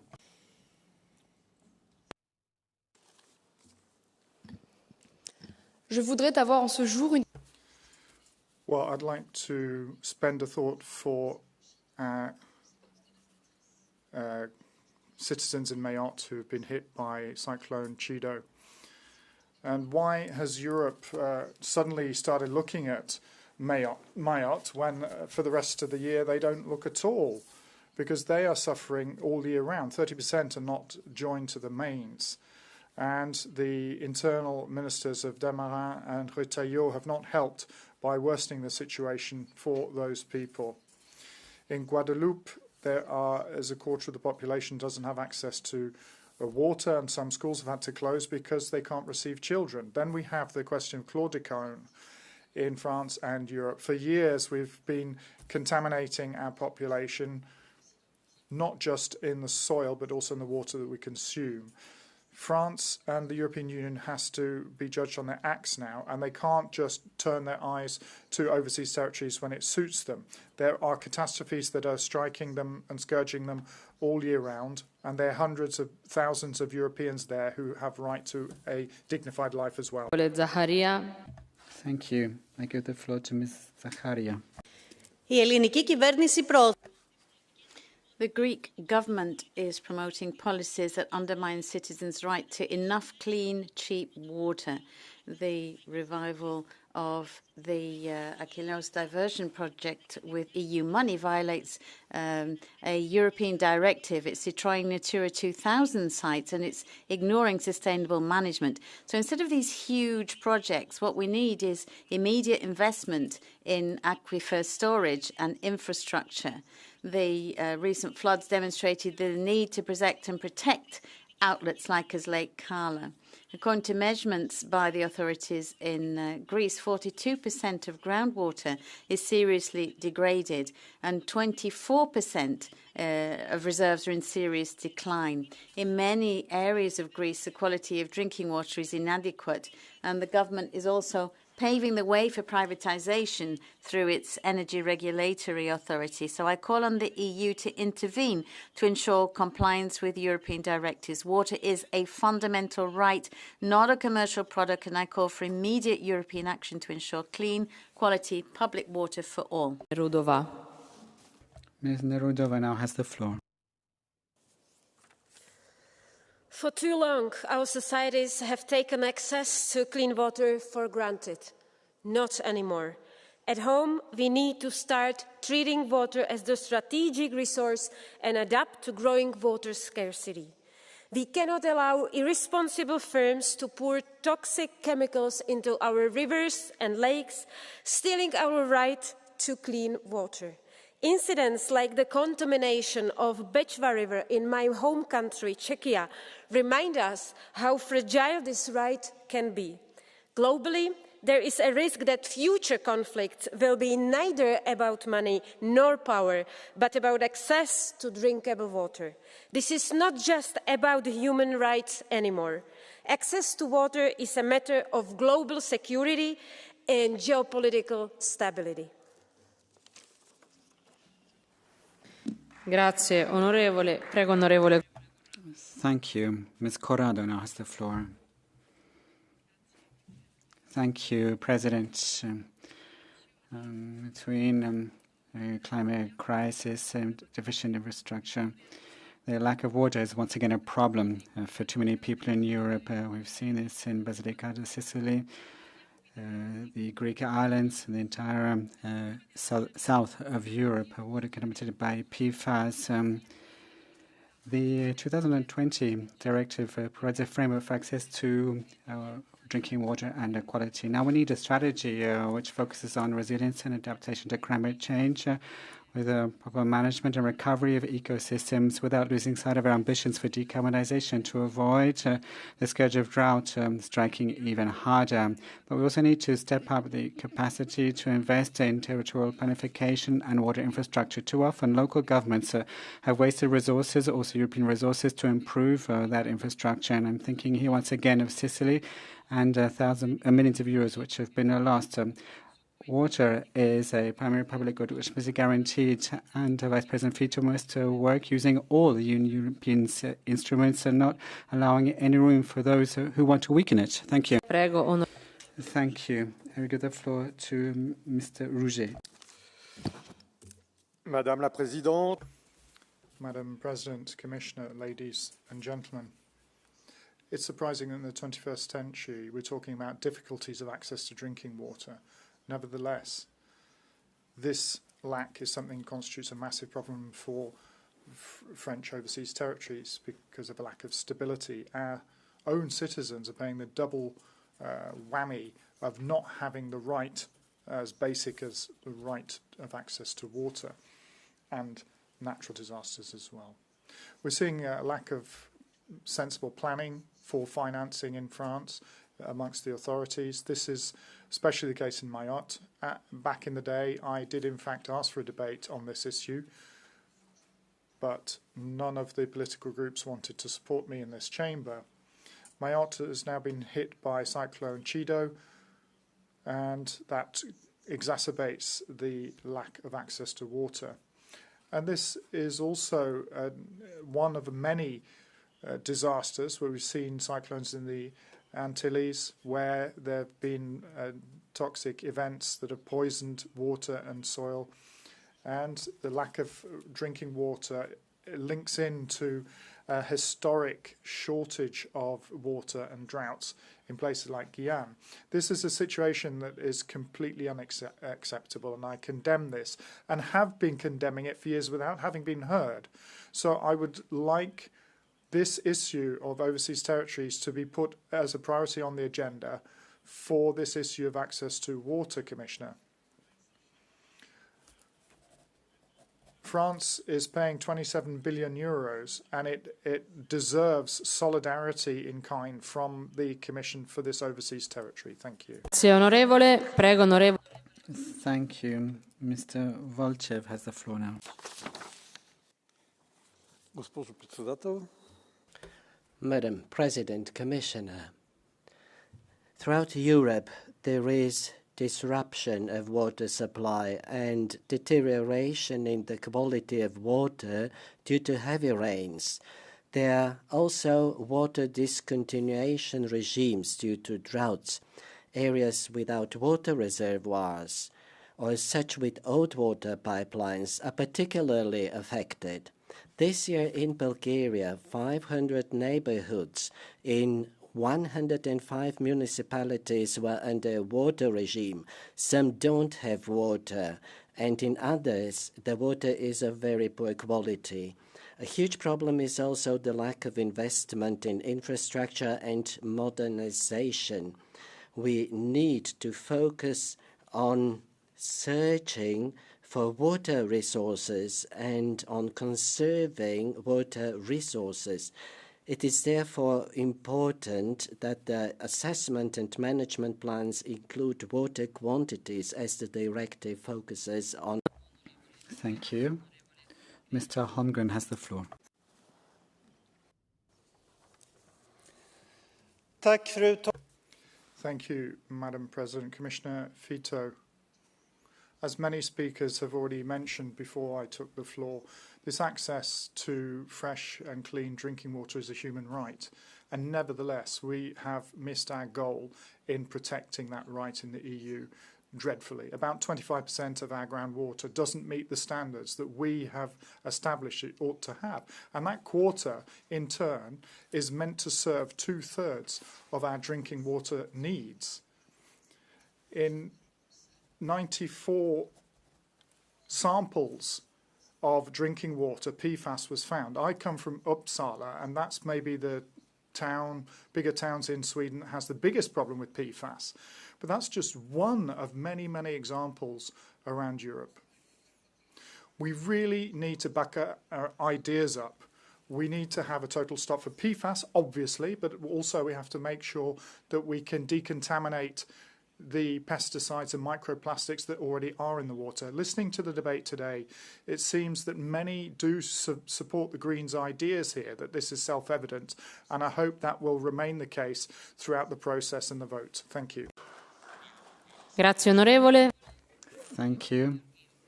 Mr. Georgiou has the floor now. President, Commissioner, climate change, desertification, and the excessive use of plant protection products is affecting our water. Water is crucial to development, overcoming poverty, and also planning for a better future. As we know, there are wars about not only oil but also water. And the problem is particularly serious and obvious in the Mediterranean, where a large amount of the population lives on the levels of poverty. On Cyprus, once again, we've seen the effects of this crisis. And the question of access to drinking water it's not ensured for everyone. So we need immediate measures to protect the public nature of this good, so that we don't see privatization for profit for only a few.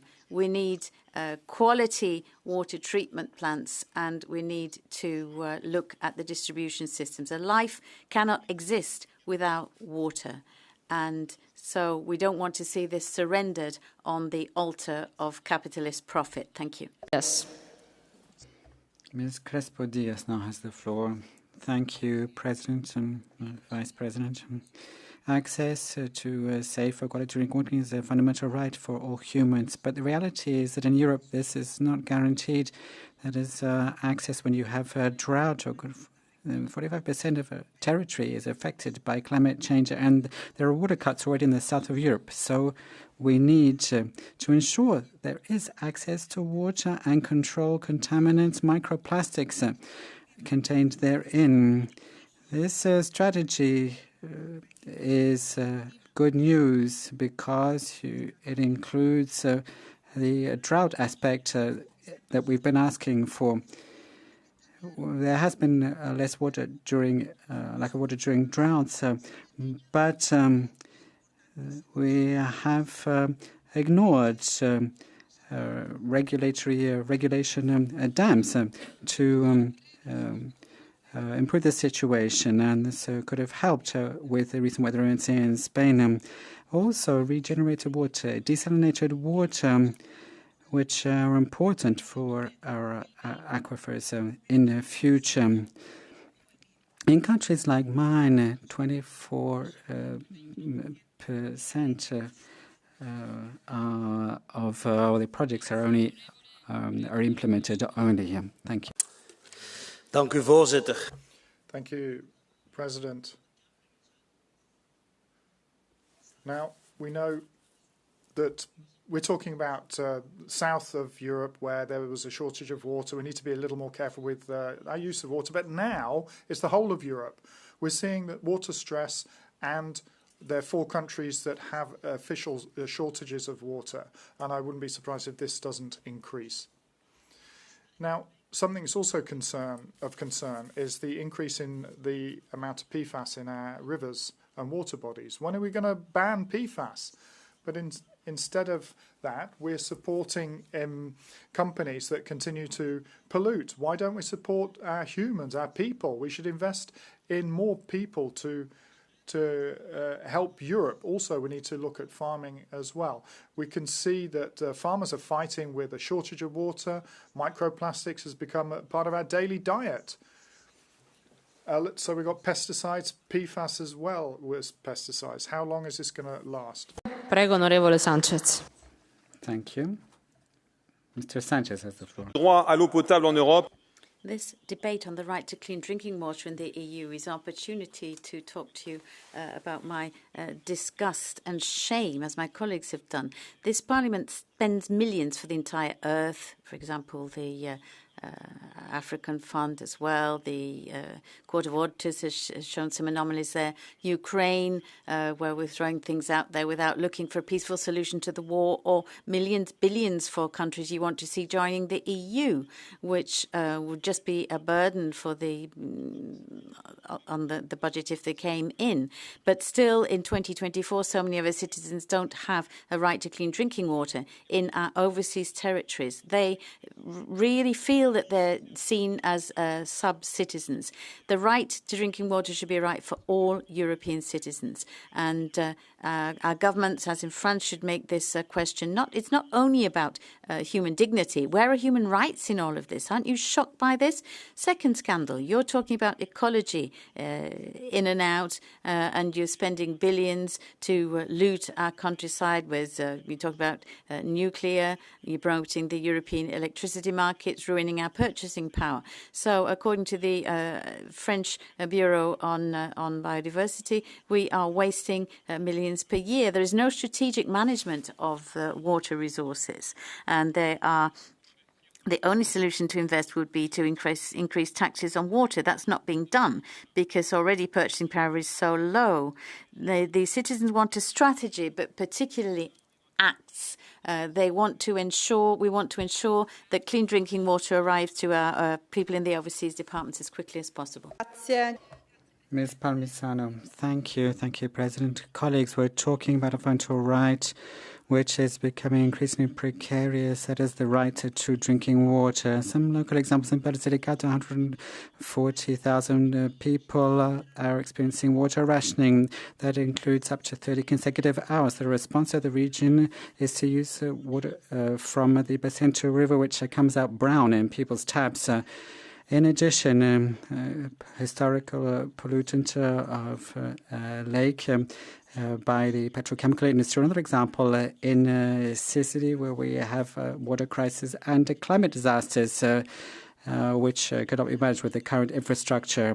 The Italian government has invested billions in the bridge over the Messina Strait, ignoring this infrastructure, other infrastructure. So we need a strategic plan to guarantee water resources, clean drinking water for everyone. Thank you.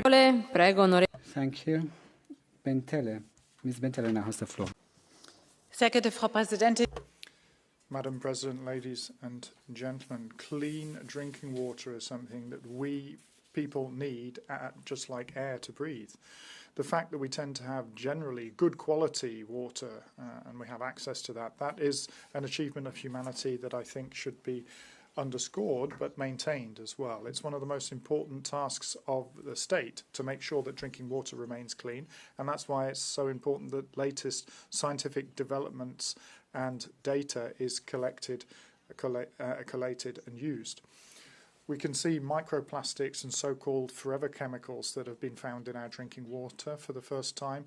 We've agreed on harmonized measuring methodologies that will allow us to get to terms with this. For the future, there are two main guidelines that we need. First of all, on the design of new products, recycling or the biodegradability of products must be given more and more importance.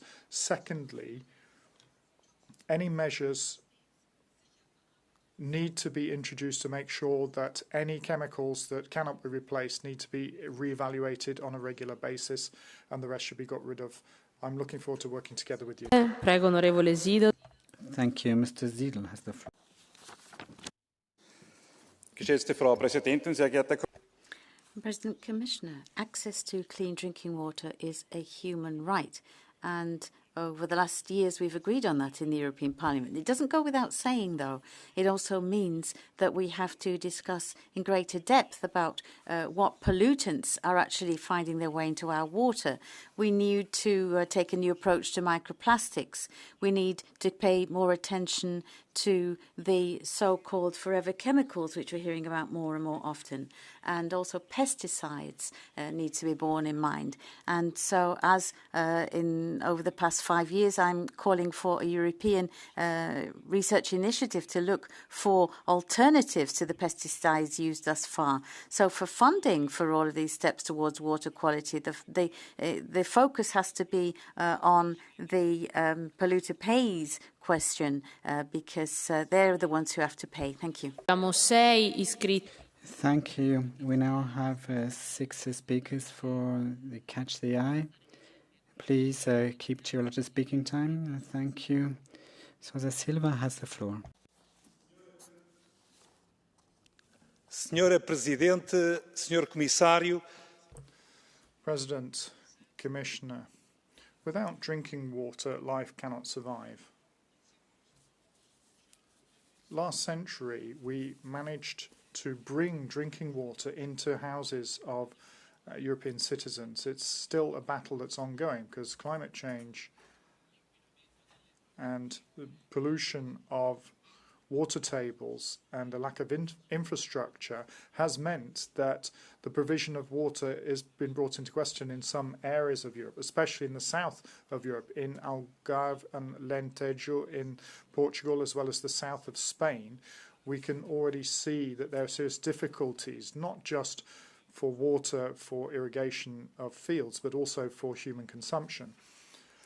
Water that 30 years ago was 30 meters at 30 meters depth is now only at 100 meters depth. So, and even that water is worse quality. So the European Union needs to work with those member states who are interested in doing this and make sure that drinking water doesn't become even scarcer than it is. Grazie, onorevole. Thank you. Andrew Kaitis now has the floor for 1 minute. Thank you, President, Commissioner. I would like to draw your attention to the fact that when we speak about clean drinking water and problems related to it, the European Commission must find a common strategy within the college, including the health commissioner, other commissioners, all the commissioners. It's a common strategy. It has to be a common strategy. We need to resolve these issues together with all 27 member states. And we have to make sure that drinking water is kept in reserves. We need to have a reserve of drinking water when there are droughts. We need to have access to those reserves. It's a matter of human health and common good. So we need a common strategy, and we need to have reservoirs of drinking water, and we need to help those countries which are struck by water stress. And of course, pollution of water is another problem. Hygienic conditions are also important. We need to take to action. Paulus, per 1 minuto.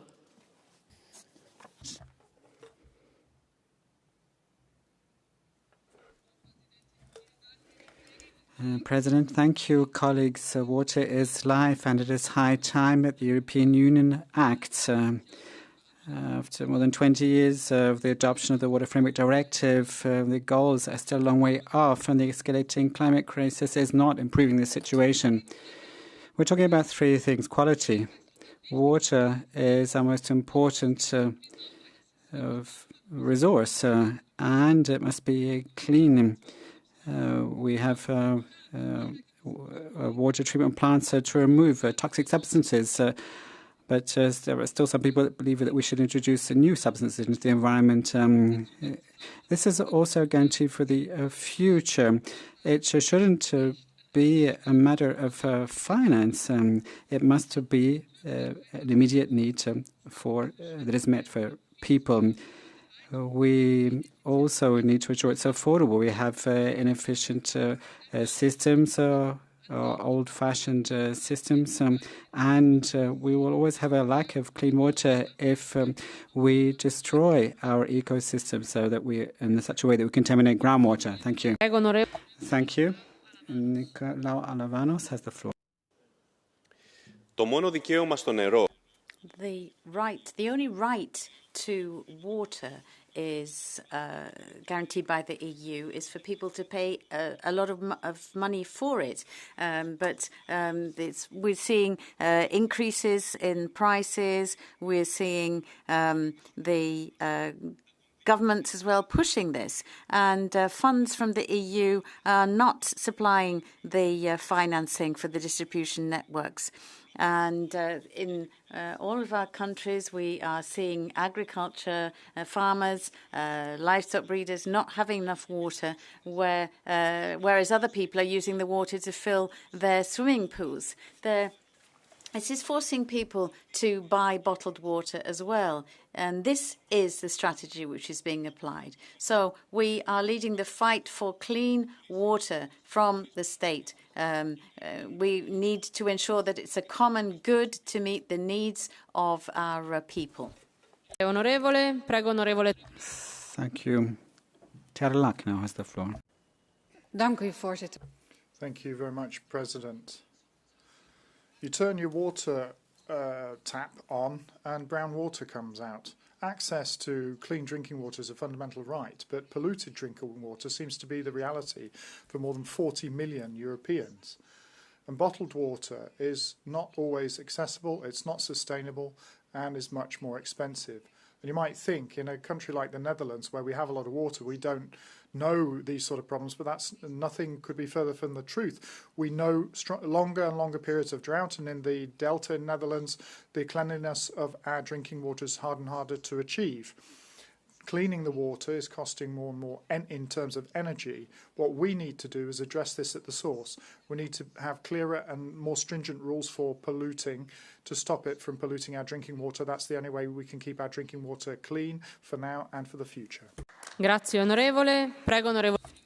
Thank you. Mr. Sieber has the floor.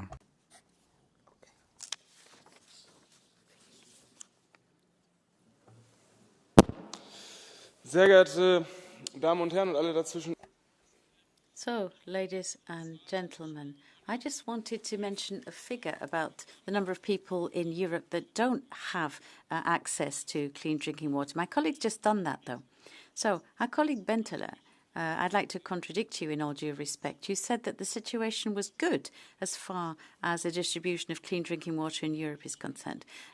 Over 40 million people in Europe don't have that kind of access, and therefore I don't think it's a good situation. Irrespective thereof, I'm happy because I come from a small party, and we in the small parties don't find it easy because we can't do an awful lot if other people don't have the same demands as we have.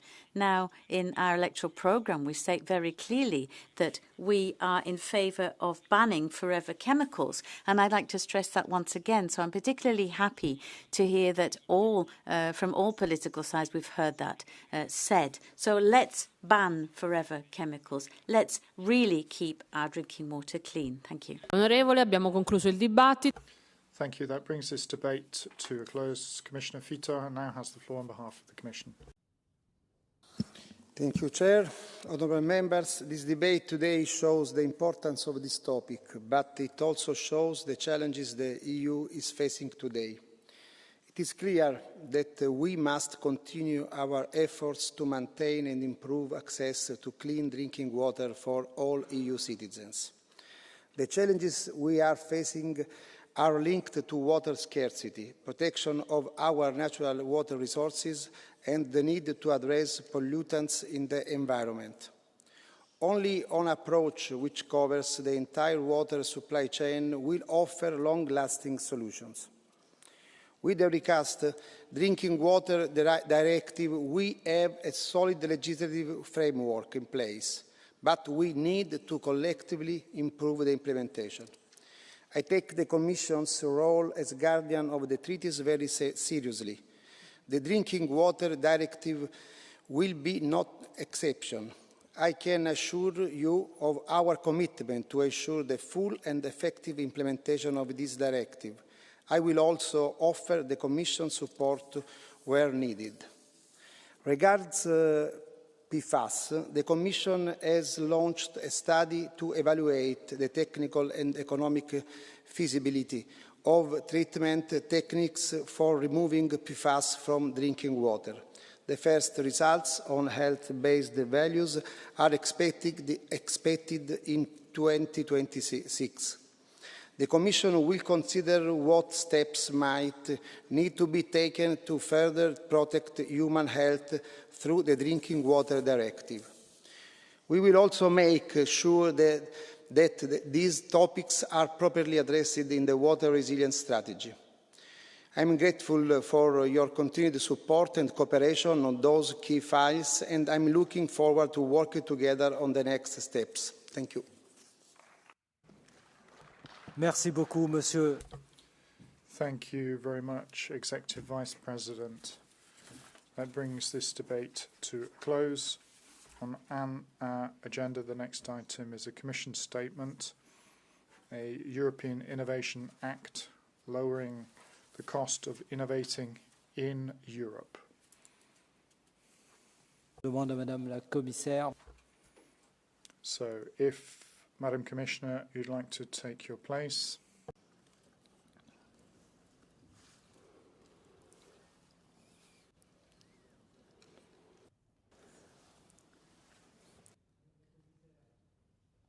Madame la Commissaire.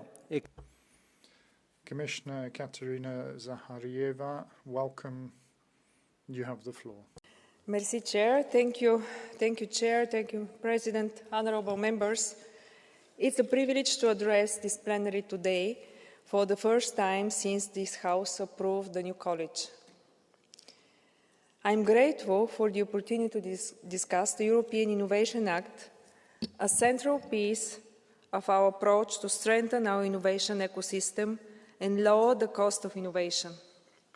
A month ago, during my hearing, I stressed on the importance to put research and innovation at the heart of the EU competitiveness agenda. Just a few days ago, President von der Leyen confirmed that closing the innovation gap will be the major pillar of the new competitiveness compass, which will guide the Commission's work in this new mandate. Fostering and deploying innovation is crucial for our sustainable prosperity, technological sovereignty, security, resilience, and a global influence. For example, innovation is crucial to circularity, as well as we will outline in the future Circular Economy Act.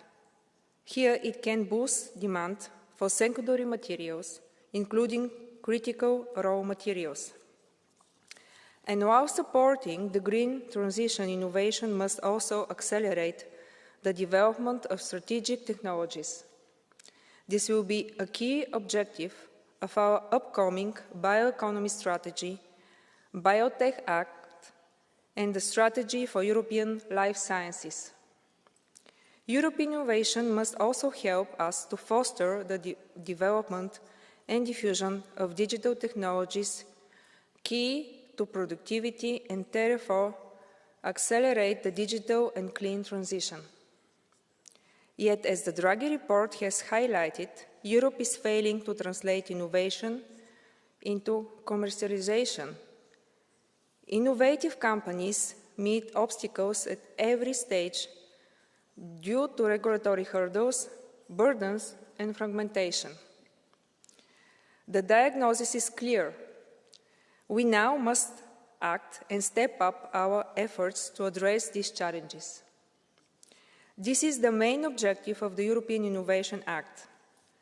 It will simplify and streamline our regulatory framework, facilitate access to venture capital, and support them in testing new solutions and technologies. It will also build on a dedicated EU startup and scale-up strategy that I will present next year. Let me present some of the dimensions the European Innovation Act will cover. First, it will look at innovative approaches and tools. For example, regulatory sandboxes have a clear potential. They offer an opportunity for companies to test their solutions in market conditions and get their first major order. However, these tools are underutilized and fragmented. We must advance them and give more certainty to innovators. We must also look at other regulations that could be more unified across the EU, such as the legal status and the 28 regime. Second, it will tackle our underdeveloped EU financial market by mobilizing more private capital. The EU accounts for just 5% of global venture capital funds raised, compared to 52% in the United States and 40% in China. Our European Innovation Council is already playing a vital role here. It supports the next generation of breakthrough technologies, addressing bottlenecks in the innovator's journey. The added value of pooling resources for innovation at the EU level is strong.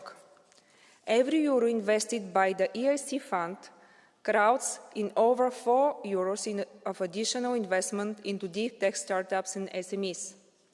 The recent ex-post evaluation of Horizon 2020 found that companies funded experienced an average increase of 20% in employment growth in the years following the grant. And they saw an average increase of 30% in turnover and total assets growth compared to similar companies that did not receive funding. Third, we will look at skills and talent which is fundamental for our companies to develop their innovative products and solutions. We can build upon the efforts of the European Institute of Innovations and Technology to encourage entrepreneurial education and upskilling. The Maria Skłodowska-Curie Actions is also an essential flagship program for the skills and career development of researchers and innovators. Under this program, we are currently assessing the recommendation of the high-level group of experts chaired by Professor Hayter to launch a Choose Europe pilot to create a more attractive European research ecosystem by reducing precarity and improving working conditions for each career researchers. Growth depends significantly on their ability to attract and to retain talent. This includes women as an important pool of talent in R&I and for startups. The attractiveness of the EU as a place for talent depends on the resources we can offer to innovators, not only venture capital, but also hard and soft infrastructure. The announcement last week of a new AI factories in the EU is an example of this. The proposal for European AI Research Council that I will put forward is intended to further boost AI research and improve the access to world-class AI resources for researchers across key areas. This is part of the broader Apply AI strategy to boost the uptake of AI also in industry and our public sector, as AI is an engine for Europe's innovations and competitiveness. I and Executive Vice President Virkkunen kicked off consultations with experts on AI last week to understand Europe's needs. Let me also mention the important role that the European Research Area Act, which is another act that I will put forward during my mandate, will have for retaining talent within the EU. We know, however, that hiring high-skilled workers from outside of the European Union remains too costly and burdensome and do not meet companies' needs. Finally, our approach towards improving innovation performance must be better coordinated across the EU.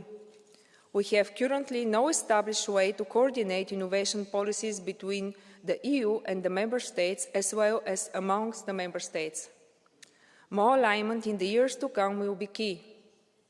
Last but definitely not least, I want to stress how committed I am to the simplification efforts of this Commission and the important role it plays for our competitiveness. The simplification efforts already ongoing in Horizon Europe via the introduction of lump sums and the personal unit cost is set to benefit smaller beneficiaries and companies in particular. Going ahead, I will strive to further radical simplification and clear priorities. Honourable Member, as a first step towards the European Innovation Act, I will be launching an extensive public consultation in the coming months. Through this, we will gather feedback and input from all relevant stakeholders all across our Union. I am also looking forward to hearing the views of this House on how the European Innovation Act can best support Europe innovators, as well as to your contribution in making it reality. I am confident that together we can create a more innovative, more competitive and more prosperous Europe, one that is better equipped to address the challenges of the 21st century. Thank you, Chair. Merci beaucoup, Madame Zaharieva. Thank you very much, Ms. Zaharieva. I'd now like to give the floor on behalf of the EPP to Ms. Moratti. Signor Presidente, signor President, Commissioner, ladies and gentlemen, a universal system of further education that is inclusive and accessible to everybody, that costs 50 to 90% less than the Anglosphere universities. 2 million researchers compared with 1.5 in the US in 2022. International programs for cultural mobility like Erasmus. This is the framework of European educational values that has proven so difficult to translate into innovation. We have to work to retain talent and investments. We spend about half as much as the Americans and a third as much as the Chinese. Last year, the US attracted $300 billion in foreign direct investment compared with 90 in the EU. We need to have public-private partnerships and less bureaucracy. Simply injecting more financing into the system is not the way of doing things necessarily. We need to change some fundamental aspects in the value chain that will allow research to attain new products, like technological transfer and the capacity to attract more risk capital. These are the two aspects which are tightly interconnected, in which innovation in the EU is very clearly worse than is the case in the US, Switzerland and the UK. We have to push the Commission to overcome the issues that are facing us. We need to focus on SMEs and innovation. Anybody who has an idea has to be able to get involved. We need to have a fundamental reform of the right to bankruptcy. We need to guarantee that right to bankruptcy so that people can restart quickly. We need to reduce costs, but also introduce these far-reaching reforms to make sure that innovation becomes a genuine catalyzer for a more competitive Europe. Matthias Ecke. Thank you very much. Matthias Ecke. Vielen Dank, Herr Präsident, Frau. President, thank you. Commissioner, very nice to see you here today. I'm looking forward to working together with you towards an innovative Europe. The new EU is we have huge standards. We've got excellent researchers, great people out there, well-trained experts who we all want to innovate together. But of course, the potential hasn't been fully exhausted from Europe, and that's why the proposal you're making for the European Innovation Act is excellent. Of course, we need to strengthen the step from research onto the markets. We need to work with the capital markets as well, but from public funds as well. And we need a better focus on practical responses so that we can test innovation at an earlier stage. But Commissioner, it's not only about facilitating innovation and stripping away the red tape. We've got people who are innovative in Europe, but we want them to go everywhere. They decide for Europe because it's important to them. It's about giving something towards the challenges that we're all facing as people. They want to do something useful. And so innovation in Europe means, therefore, making people's lives better. And that should be what we're thinking about. Thank you. Thank you very much. The next speaker is Andrej Krutýlek. Vážený pane předsedající. President, Commissioner, I am very pleased that the European Innovation Act is one of the first initiatives that the new Commission is presenting to us. I hope it is a clear message that you are serious about the focus on competitiveness. In the EU, we need globally successful companies that are able to innovate. We need startups that not only grow in the EU, but that also stay in the EU. If our companies are to innovate, it must be easy for them to translate research into practice, but we hear all the time that the main problem is over-regulation and access to finance. Regulation and the administrative burden is a horizontal issue affecting primarily SMEs. There needs to be a thorough review of existing obligations, and we need to be reasonable about any new legislation. And when it comes to money, I agree that a major problem is the absence of the capital markets union. In the meantime, we must kickstart public and private capital in the EU. Thank you. Thank you very much. Anna Sturk. Thank you, President. Herzlich willkommen, Frau Kommissarin. Welcome, Commissioner. Making the EU the most competitive and most sustainable, dynamic, science-based economy in the world. That is what we wanted to have in 2000 with the Lisbon Strategy, and then in 2010, and then in the European Innovation Agenda 2020, and now with the Innovation Act. the same goals, the same words. Now it's up to us, up to you, Commissioner, to ensure that this time the results are different. I heard a lot of things from you about the potential of Europe, making it into a real innovation hub, private venture capital, innovation is admitted and actually promoted, regulatory sandboxes, and scaling up. The Innovation Act should not just be a letter to Santa Claus. We need to ensure that the ideas that are born here are actually implemented here in Europe too, and then spread through the rest of the world and enhance that world. Thank you. Thank you very much. Damian Boselage.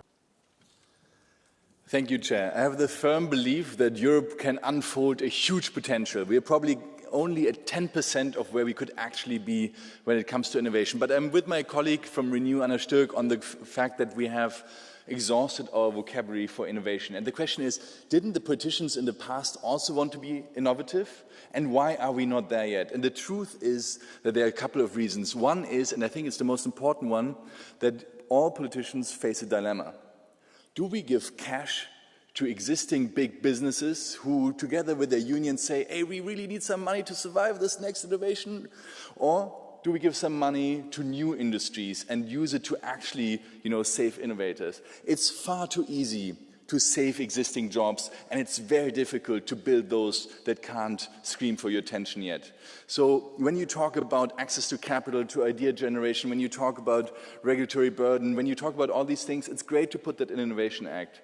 But the actual place where it should be is the Clean Industrial Act, the main program of the European Commission. So I was very happy about your nomination as a startup commissioner, but please make sure this is not just one side element of the European Commission's program, but the actual core piece, that the Innovation Pact is the core piece of the Clean Industrial Deal. And then we will be successful if we also break national egos. Thank you so much. Merci beaucoup, cher collègue. Thank you. Dario Tamburano is the next speaker. Colleagues, Commissioner, I want to tell you a story. Already during the 8th legislature, I was already dealing with innovation, and particularly 3D stamping. And then when I went back into civil society in 2020, I took part in a Horizon tender for third parties from the Fraunhofer Institute, proposing the use of additive manufacturing, the production of innovative toys. The project's output showed really promising possibilities, also looking towards the European new Bauhaus, which marries design with innovation and sustainability. But the complexity of current standards in Europe makes it impossible to certify many products which have been produced through additive manufacturing. Even a very well-known brand of little building blocks with millions of investments in 3D printing is struggling to respect EU standards. Not for real problems of safety, but because these standards are designed for different types of production. Toys are just one example. They're not the only products struggling to get onto the market. Building products, spare parts, some medical devices or individual protection devices, etc. Updating technical standards and harmonized standards would allow the genuine spread of this technology to the benefit of the European SMEs, but also resilience of the supply chain, reducing emissions and improving the entire product life cycle. And therefore, I call on colleagues and the Commission to take account of these critical issues that I told you from my own direct experience. Maintaining and improving security and protection requirements for consumers with specific labeling for materials using input materials for 3D stamping, guaranteeing the reliability and therefore facilitating certification of the final product. Thank you. Thank you very much. Sarah Knaffel. Thank you, President. Colleagues, 3 years ago, on the other side of the Atlantic, the president of El Salvador decided to invest in cryptocurrencies for their country. They were vilified by others, but now the added value is 100%. Hundreds of millions of dollars are available to their people for security and sovereignty of their country. Now the world is standing to take advantage of this revolution. Donald Trump is going to create a Bitcoin strategic reserve for the United States. Jerome Powell, the president of the American Federal Reserve, is now talking about digital gold. Bitcoin is exploding. And the European Union. What is the European Union doing? It is dilapidating its money with ridiculous spending. It is promoting inflation. It is taxing, creating impediments. We need to change the mindset and work against the poor economic choices for our people. We need to avoid the totalitarian system of the European Central Bank imposing a single currency. We don't want this dystopian world where the European bureaucrat could prohibit certain transactions tomorrow and eliminate our banking systems with one click because of remarks made on social networks or a comment which is displeasing. We need to focus on freedom. Our states need to invest in Bitcoin to constitute strategic national reserves. We need to develop the mining industry. We have what we need with the nuclear power in France, and we should allow these people to protect themselves from the downward spiral that you created. Public deficits resulting in monetary creation, inflation. Let us dare to be free, stop being scared of our shadows. We need to rise to the ambition of our civilization. Lukas Mandel. Thank you. Lukas Mandel. Vielen herzlichen Dank, liebe Kollegen. Thank you very much, colleagues. Commissioner, welcome to the European Parliament. It's nice that we can have this first debate with you on an important topic of innovation. I'm very pleased that your term started straight away as Commissioner for Industry, brought you to my office, and we discussed how important industry is. And I'd like to underscore that once again.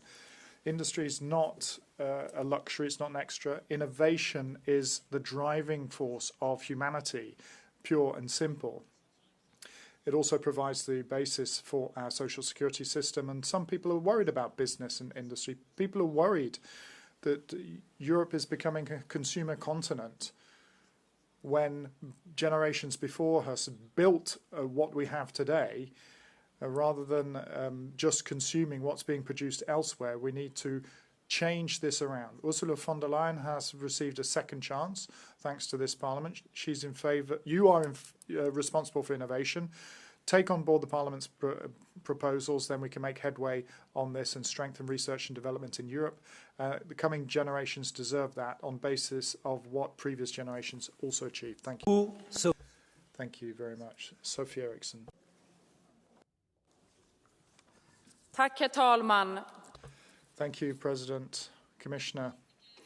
We politicians are very happy to talk about new innovations, fission, quantitators, but in our enthusiasm, sometimes we forget something incredibly important, that the best decisions on what we should do research into are not taken here in this chamber. Instead, we need to defend that local anchoring so that we can make sure we're focusing on the needs that actually are there. Look at Arctic 6, 2,100 kilometers at the edge of the Arctic Circle. Universities have worked together to create a platform for research and development that's going to make a genuine change, together with local authorities and offices working for the state. They're looking at really what people need. If research is to achieve political goals, then we can't talk about supercomputers. I know we probably agree on this. Instead, we need to make sure that the great vision needs to take as a point of departure reality, where researchers are looking at real problems and find real solutions to them. Thank you very much. Dick Eriksson.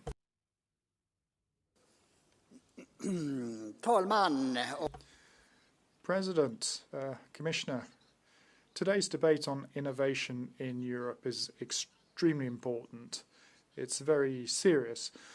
We can see that Europe's share in innovation is shrinking, finance is moving abroad. We spend less on research than the US, where there's 4 times more risk capital that's invested and twice as many patents are registered. we're missing out on the tech boom.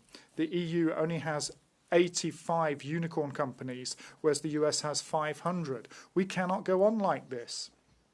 Supranational strategies and your new act on European innovation is not going to resolve anything. We need more freedom.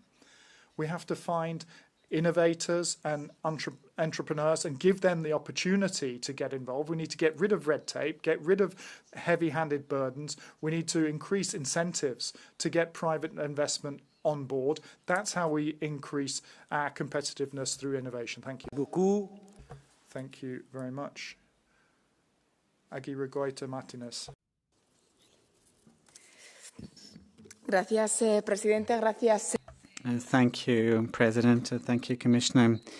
It's your first days, and we have plans for the European Innovation Act to reduce the divide with the United States, to support disruptive technologies, promote simplification, have access to venture capital, promote the growth of startups and scale-ups. I'm from Euskadi, a region which is among the European innovators. We is a leader along with Luxembourg, Belgium, Germany, Estonia. We really believe in the Horizon Europe program, and we present projects, and we've obtained funding for significant projects in R&D, in public-private partnerships. We need to also convey our concern and ensure that you do not focus funds on certain regions, and that you don't reduce Pillar 2, which is essential for this kind of project. And we have a clear definition of innovative ecosystem or hub, which includes the industry, academia, public sector, and strategic players. Thank you very much, and we are looking forward to working with you for European innovation of Euskadi. Thank you very much indeed. Dimitris Tsiodras. President, Commissioner, colleagues, Europe could be a leader in innovation and was, but it isn't really. But we're not lacking people or money. Wherever you go, you meet excellent people. I've seen them recently in Thessaloniki, where I heard some excellent ideas. But we have a problem in interpreting or transferring great ideas into products, into reality. So we need a lot of changes, a new framework of rules which doesn't suffocate innovation as it's happening now. We need easier access to financing so that an idea can become a product.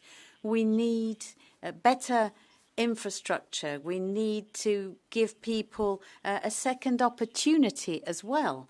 And all of these need to be done now because time is running out.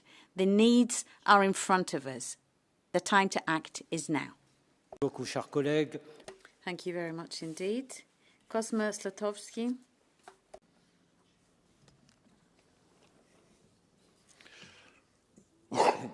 Panie Przewodniczący. Chair, Madam Commissioner, the EU has all it needs to be innovative. It has good technical universities, it has industry and capital, but our position in the global digital economy is weak. Our regulation policy is one of the reasons. So we have complex regulations, administrative barriers, unclear processes, and this makes innovation simply economically unviable in Europe. We have recently adopted a very ambitious law, the AI Act, and now we are planning a new directive, the AI Accountability Directive. So there is duplications, contradictions, and insurmountable obstacles, especially for small and medium enterprises. If we do not break this vicious cycle, we will be technologically colonized and reduced to the role of consumers of digital products from third states. Thank you very much indeed. Hildegard Bentele. Commissioner, President, ladies and gentlemen, innovation is the lifeblood of our competitiveness in Europe. But what use are such good ideas if the implementation are bogged down with fragmented legislation and burdensome red tape? With a new European Innovation Act, we have an opportunity to change all that. We can improve access to financing, promote cross-border cooperation, give young people the room they need to grow without the problems of the borders or lack of access to financing slowing them down. Now, we have some good ideas, but where the shoe pinches is often the scaling up of this. So yes, we need support through the public purse, but we need venture capital and strategic investments to be carried out. The EU needs to become more attractive for international investments, and to do that, we need to break down the final borders of the capital markets union. We need to make sure that we get more companies listed on the stock exchange. We need to have a Europe where innovation is taking place, a Europe that's not lagging behind, but is in the breach, is courageous and self-aware. Merci beaucoup, chers collègues. Thank you. Sofia Kircher. Sehr geehrter Präsident. President, Commissioner, colleagues, in the European Union, for a long time we were known for our innovation, but in recent years our innovative drive and competitiveness have sunk. The good news is that together we can do something to change this, and the path to this goal is clear. We need less bureaucracy and less reporting, and more money for research and development. Instead of fear of change, we need confidence in innovation. It is up to us to determine the framework for a strong and competitive Europe. Let's take advantage of the opportunities together of new technologies like quantum computing and artificial intelligence. This is how we will ensure the European Union will return to the top. Merci beaucoup. Nous ouvrons à présent. Thank you. And now we move into the Catch the Eye. Andrew Aikaitis Vytenis has the floor.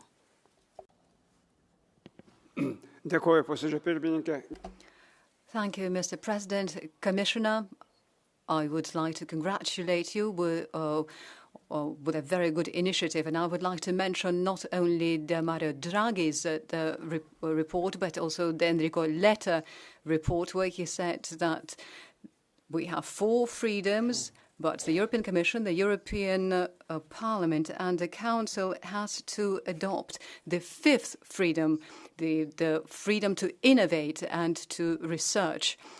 And I can give you an example of a very good research ecosystem. We have the platform for cancer research. Hundreds of universities, of university hospitals are united into one network, 1,000 genome-related projects, and they all can attract innovative investment, and in that way, if we follow that example, we can create a really investment intensive ecosystem. So do take that as an example. Thank you very much indeed. Maria Grappini. Doamna Grappini. Președinte, doamna comisar. Thank you, Chair, Commissioner. I hope that this Commission, and I hope that you yourself, will do more on a practical level. It's very good that you started with this important legislation, innovation, research, yes, but also implementation. We need to look at the full chain. If we don't simplify things for SMEs, it's all for nothing. SMEs are flexible, but they need to have access to capital. Let's not just give it to the big corporations. We need to bring the fruit of their research and innovation to the market. So in order to have a good, proper, legislative, innovative framework, we need to do a lot of things, such as cut down on bureaucracy, provide access to capital, to public investments. And yes, we need a harmonized innovation system inside the EU if we want to have a strong Europe, more added value and innovative products. Thank you. Merci beaucoup, Madame Grappini. Thank you, Ms. Grappini. Lukas Tsipa.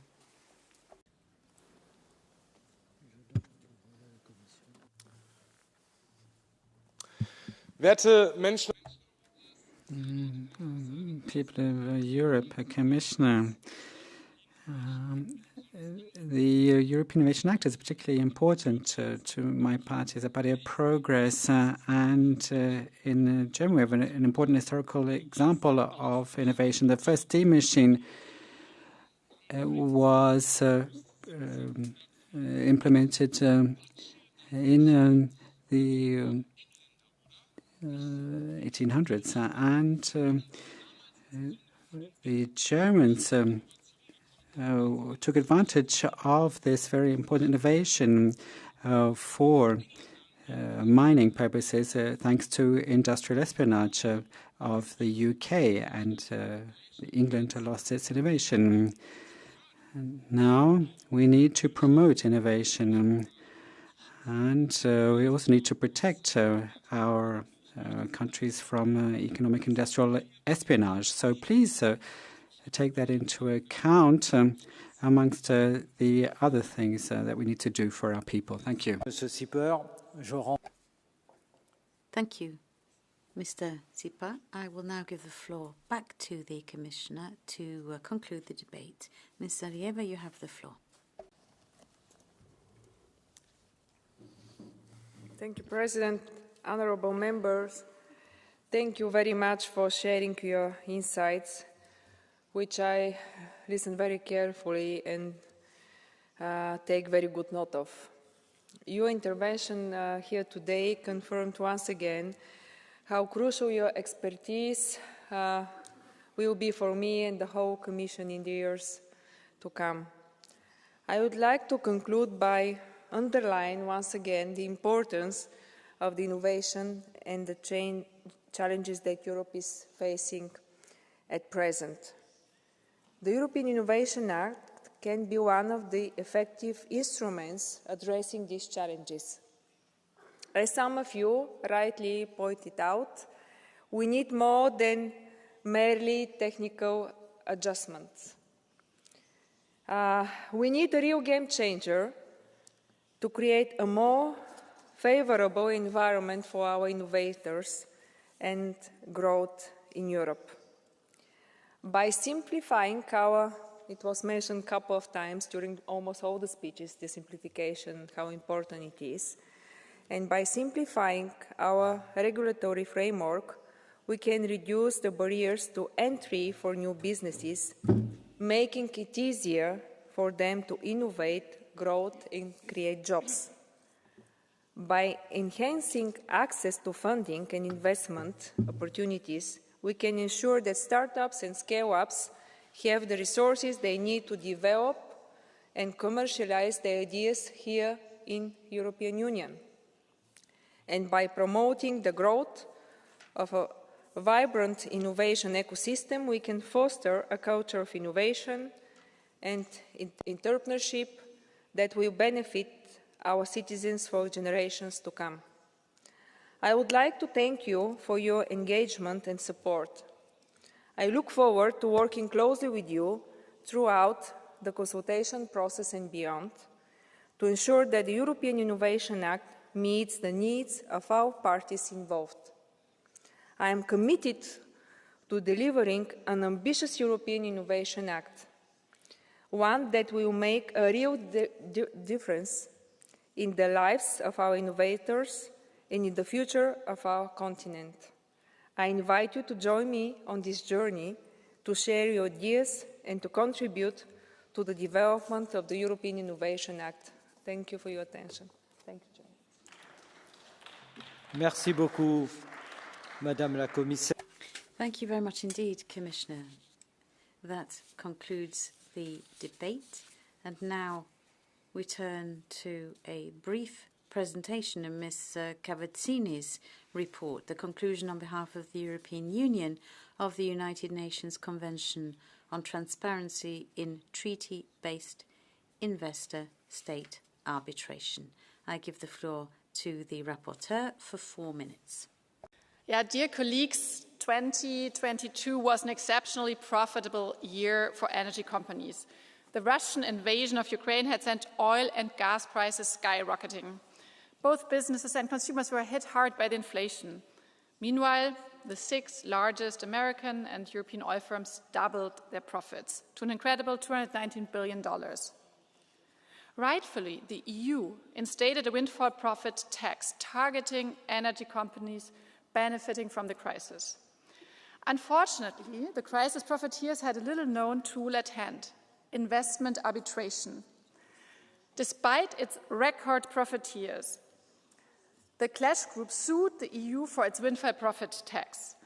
In this case, it's not running in front of EU courts. It takes place in front of a panel of private arbitrators, which can order the EU to pay hundreds of millions of taxpayers' money without any judicial review.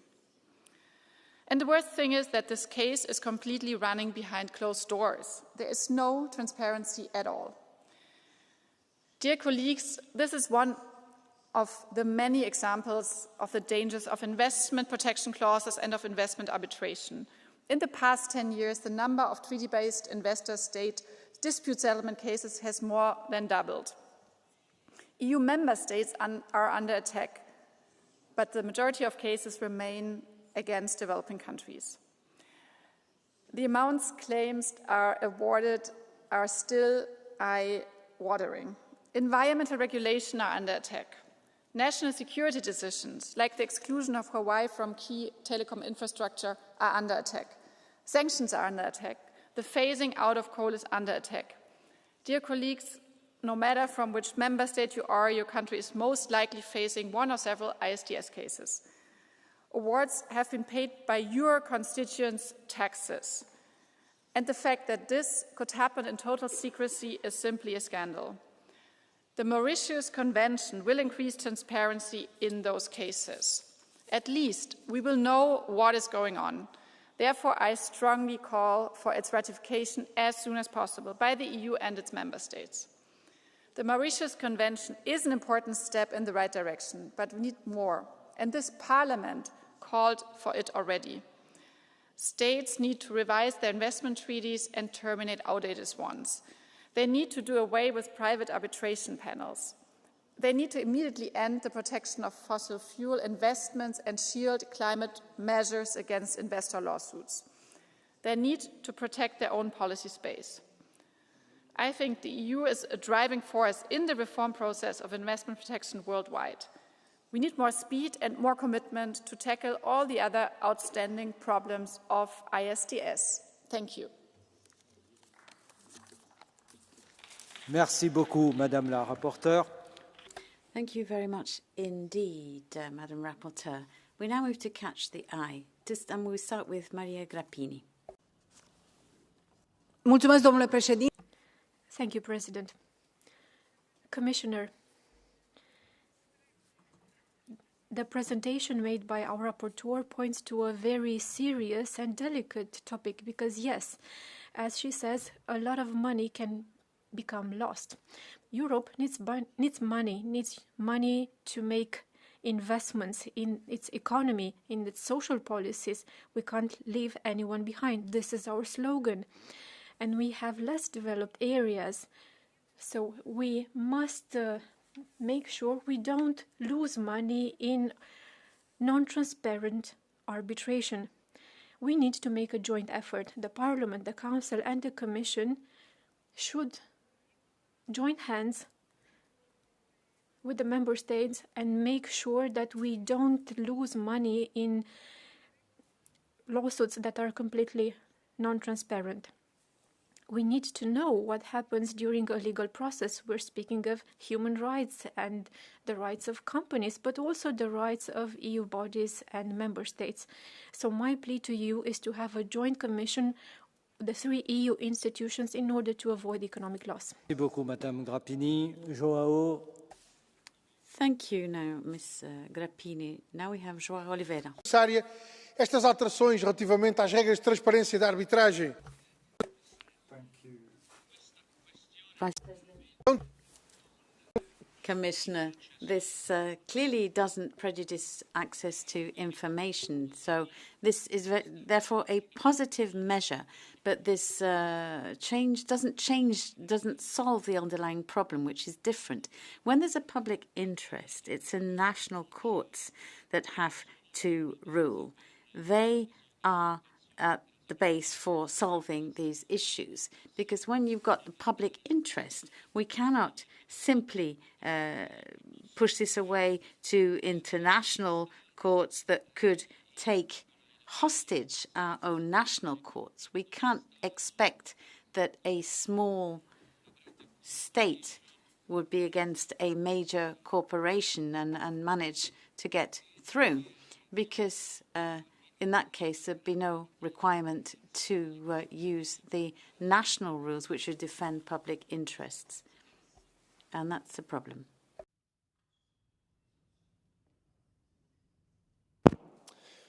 Dear people of Europe, as a shadow rapporteur on this file, I would like to thank Anna Cavicini and state my support, as well as describe to you the importance of this file.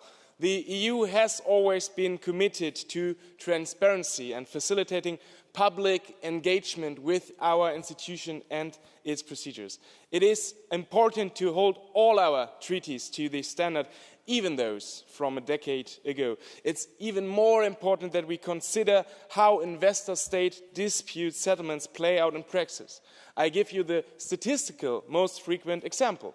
Globally, states pay billions of euros to fossil fuel investors after climate policies negatively impact their businesses. These settlements need to always be made public. Why? Because the European Union is in its core a project about the rule of law, and therefore this kind of transparency is paramount to us. Thank you. Merci beaucoup. Diana. Thank you. Diana Jovanovic. Vă mulțumesc. În calitate de avocat. Thank you. As a lawyer, I am amazed to see that the EU wants to meddle in a contract between two parties. I find this unacceptable. But well, considering that you meddle in all disputes in other countries, especially in small and underdeveloped countries such as Romania, where you suck out all the resources and leave the state with nothing, you've taken all our resources and gave nothing in exchange, and you brought in strategic partners who tricked the Romanian state. I'm not surprised you want to step in, but this is contract law. Everyone can choose where they go for arbitration. The problem is a different one. Why won't you respect human rights? Why do you try to destroy everything which means fossil fuel-based economy by inventing climate change, which doesn't even exist? This is just something you use to justify the money you pay to the big powers, and then you attack small countries that don't have the resources, don't have the human resources. You're just making fools out of them.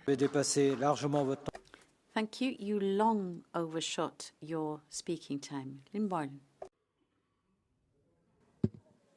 Thank you, Chair. And I also, as a shadow rapporteur, would like to thank Ms Cavazzini for her work on this file. For far too long, ISDS has been shrouded in secrecy and backroom dealings, seeking to undermine the work of governments across the world. And while this is a welcome first step, we must go much further. Corporate courts serve only the interest of profit and seek to undermine the public good at every turn. We must also recognise that corporate courts represent a new and insidious form of colonialism. UN Trade and Development have highlighted that developing countries are faced with the majority of claims most most often brought by companies from wealthy countries. So corporate courts also serve the interests of climate criminals, with fossil fuel companies having historically secured at least $82.8 billion in damages. The EU withdrawal from the Energy Charter Treaty is welcome, but what we need to do is we need to end corporate courts completely to stop corporate joints running roughshod over our policy-making process. Our public court systems are more than fit for purpose. Merci beaucoup. Nous arrivons au terme. Thank you. That concludes the debate, and I will give the floor back to the Commissioner.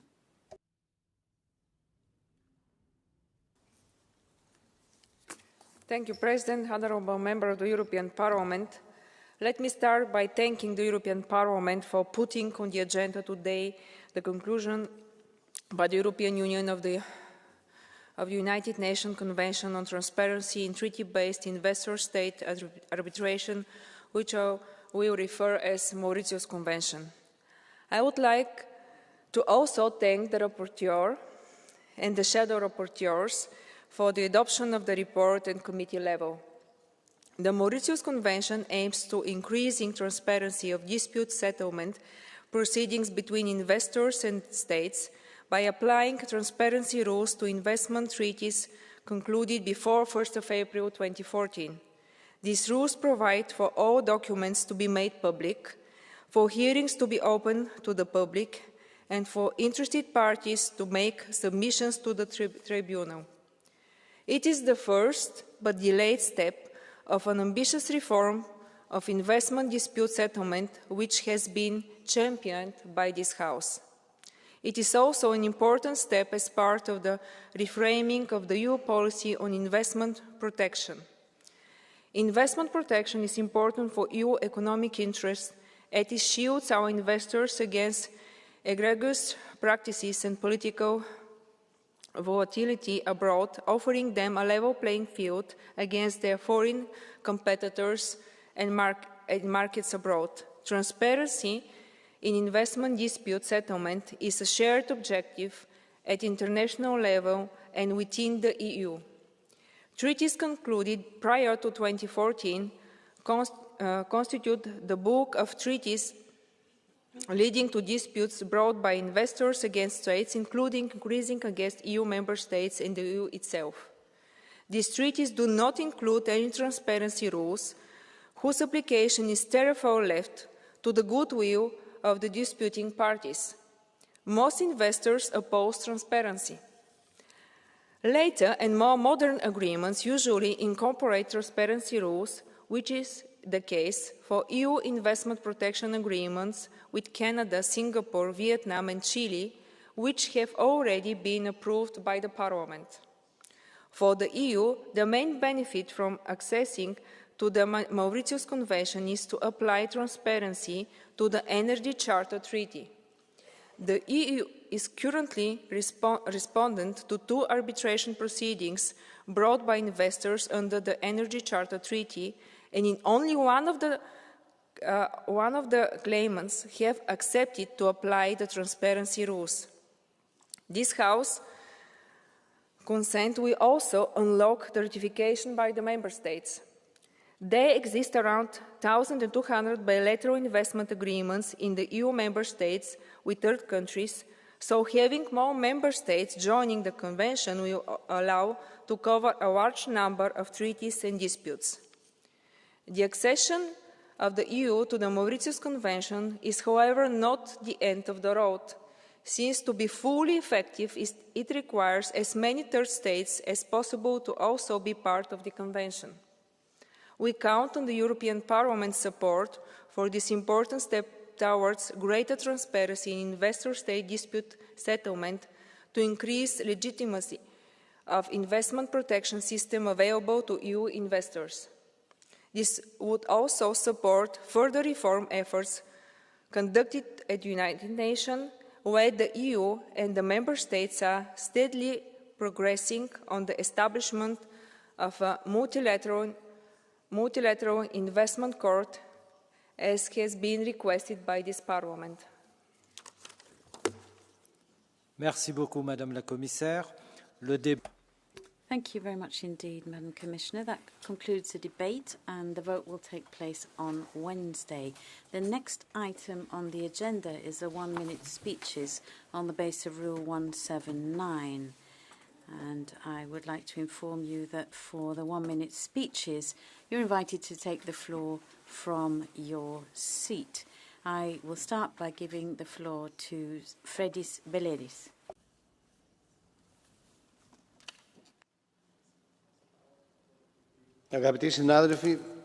Colleagues, I'm taking the floor to sound the alarm on the migration issue. And clearly, it's not the first time that we've heard this in the chamber, but it's probably the first time that Europe's been facing so many global uncertainties at the same time.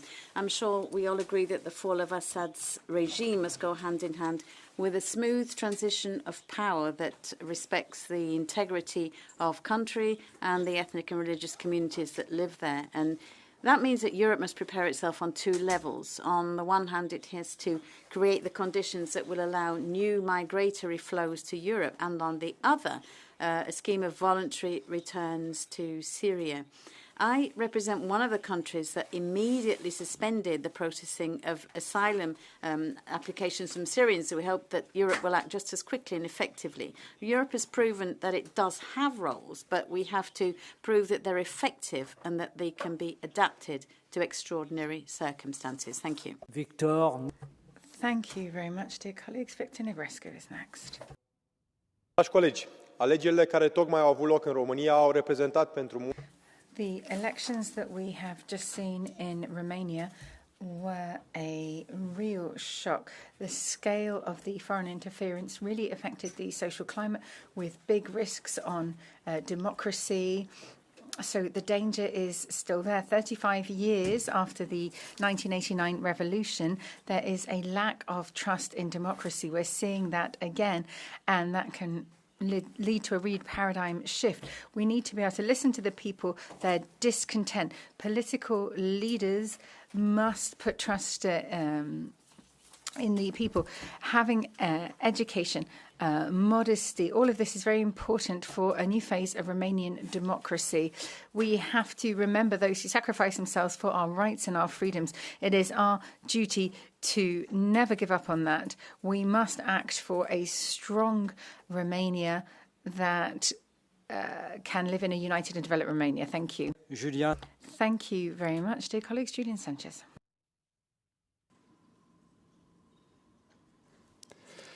Madame la Présidente, lors du President, under COVID, Europe was the world's laughingstock. No masks, we had to import them. But no lessons have been learned because with the EU-Mercosur agreement, it's our sovereignty and our food independence that will be sacrificed. You will have sacrificed French agriculture, which is at the very heart of our national pride and culture.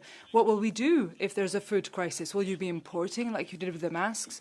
Will you be signing off on billion-euro contracts via text messages as well? What are you importing anyway? Chicken rinsed with bleach? Have you forgotten about that? What kind of lobbies and interests are you defending here? You say that you're green, but isn't being green about consuming local where possible?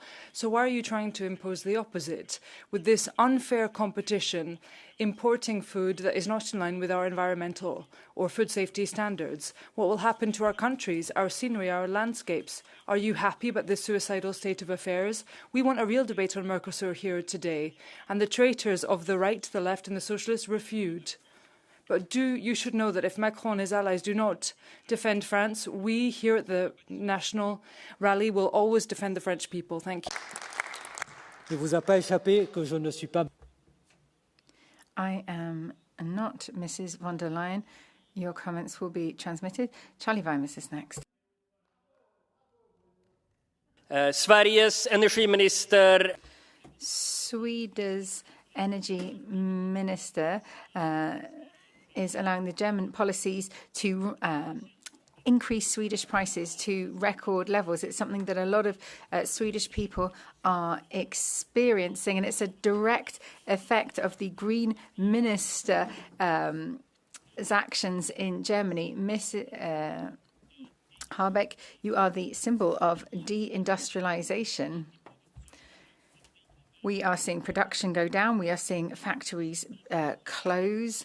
You are a symbol of arrogance. You are closing nuclear power stations and lying about the reason why. You're stopping money for new EU nuclear power stations, even though we're dependent on this for energy, and it's leading to these price spikes. You are the symbol of a bad neighbour. We are the ones having to pay the price.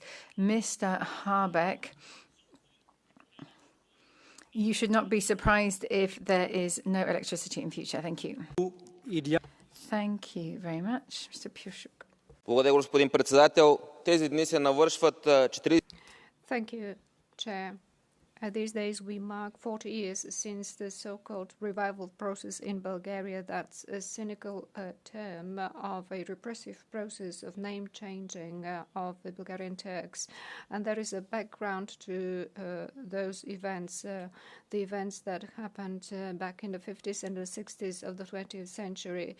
What does a revival process mean? It's difficult to explain in the span of 30 seconds. Let me explain. You are born with the name of Johann, and later on you have your name changed to Julian. You speak your mother tongue, and at a certain point in time you understand that you are fined. You have to pay a penalty, and if you do not obey, you get beaten, you get sent to concentration camps. And this is how they erase the identity of thousands of people. This is part of the dark history of modern Bulgaria. And if we speak about reconciliation between Germany and France, the Alsace, Bulgaria, what has it done? It has done nothing. The Bulgarian justice system dealt with quite a few issues except for these painful matters. Thank you. Nicolae Stefanuta. Thank you very much. Nicolae Stefanuta is next. Mulțumesc, doamnă președinte. Vreau să le vorbesc românilor care au suferit mult. Thank you, President. It's important to talk to Romanians who've been traumatized by recent political events. So finally, Christmas is just round the corner. Hopefully, we can take a break from this terrible time. But Doina Corona said during the revolution just the same thing. We've started talking about Europe now. It's good to join Europe. Dozens of countries around the world, hundreds of millions of people would do anything to join the European Union, but people quickly get sick or tired of what's good, and they forget what came before. I think it's important to protect Romanians. We have to do that here from the heart of Europe. We have to protect them from a potential mistake they're making themselves. We as politicians must look forward. We should try to see the future. And we want to do that with our country rather than taking them backwards. I have just one wish for my country. That's more consciousness, more awareness. It wasn't a philosopher who said that, it was actually an advert. But what we have to have is trust and belief. Lynn. Thank you very much. Lynn Boylan is next.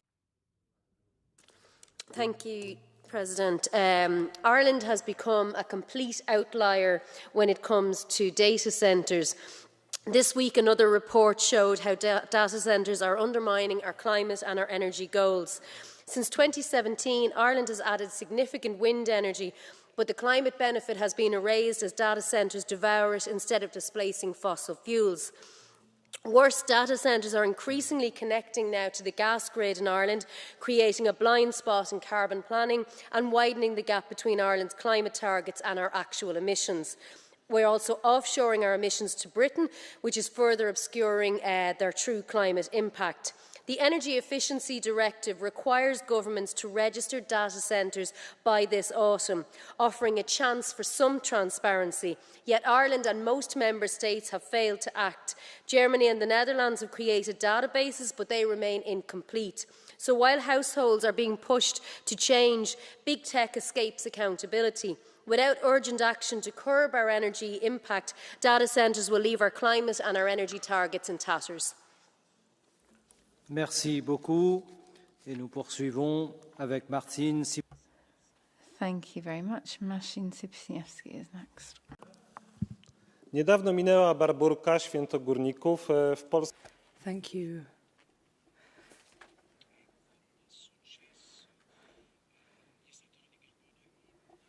Looking at the energy landscape now, we can see that the energy system is working well in Poland thanks to coal, but the EU wants to get rid of coal. But the fact is that coal is the key to our stability and energy security, especially because there are no nuclear plants in Poland and it will require a long time to build them. But coal is something that we've always had. The whole of the EU's climate policy will be a catastrophe for Poland.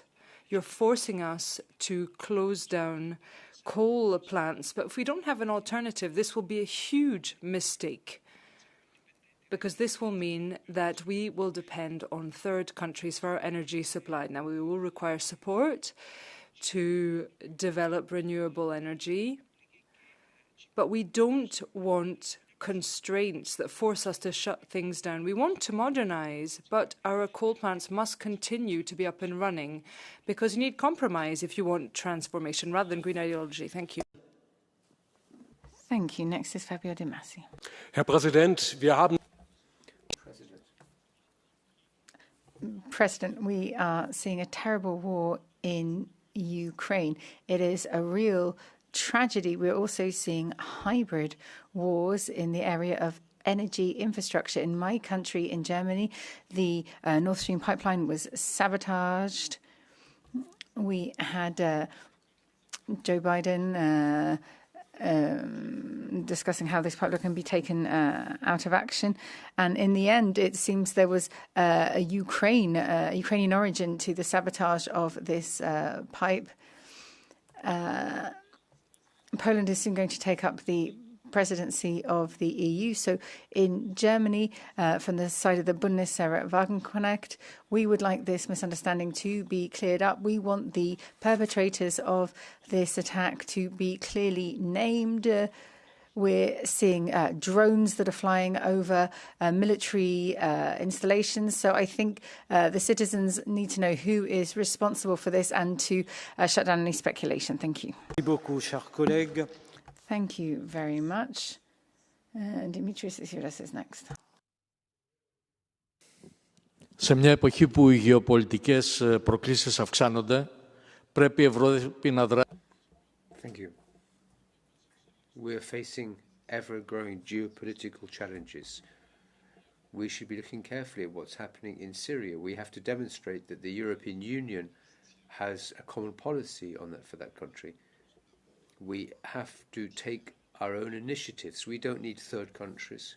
We don't need intermediaries to take these initiatives. We must ensure that we're in a position to guarantee the territorial integrity of that country. We have to follow a political process which excludes no one. Obviously, we should protect minorities, and in particular the Christian minority, as well as the cultural heritage of those communities. We have to do everything in our power to facilitate the task of those refugees who wish to go back to their country, while at the same time preventing new migratory flows towards Europe. Thank you very much. Next speaker is Mr. López Aguilar. Here in the Parliament, one of the ways we work is to put together intergroups, bringing together MEPs from different parts of the political spectrum, but united in a common aim. But this Parliament, this term, decided to put together an intergroup on the outermost regions, the only region which is specifically mentioned in the TFEU. And this is not just about singling out the outermost regions. It's about ensuring that we adopt measures that are going to live up to the challenges posed by the specificity of these regions in the face of the social and economic transformation of these areas, looking at the circular economy as well and green policy. And this intergroup on outermost regions is facing a greater challenge now with 27 member states as compared to when the Union was smaller. We're thinking of Spain, France and Portugal in particular with their outermost regions, but really what we need to take into account is that having a clear and solid policy for the outermost regions is what makes us stand in more solidarity.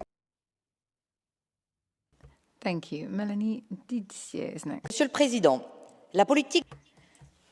President, the disastrous policy of the EU is now threatening our steel industry. We see this in France, in Belgium, the future victims of this crisis.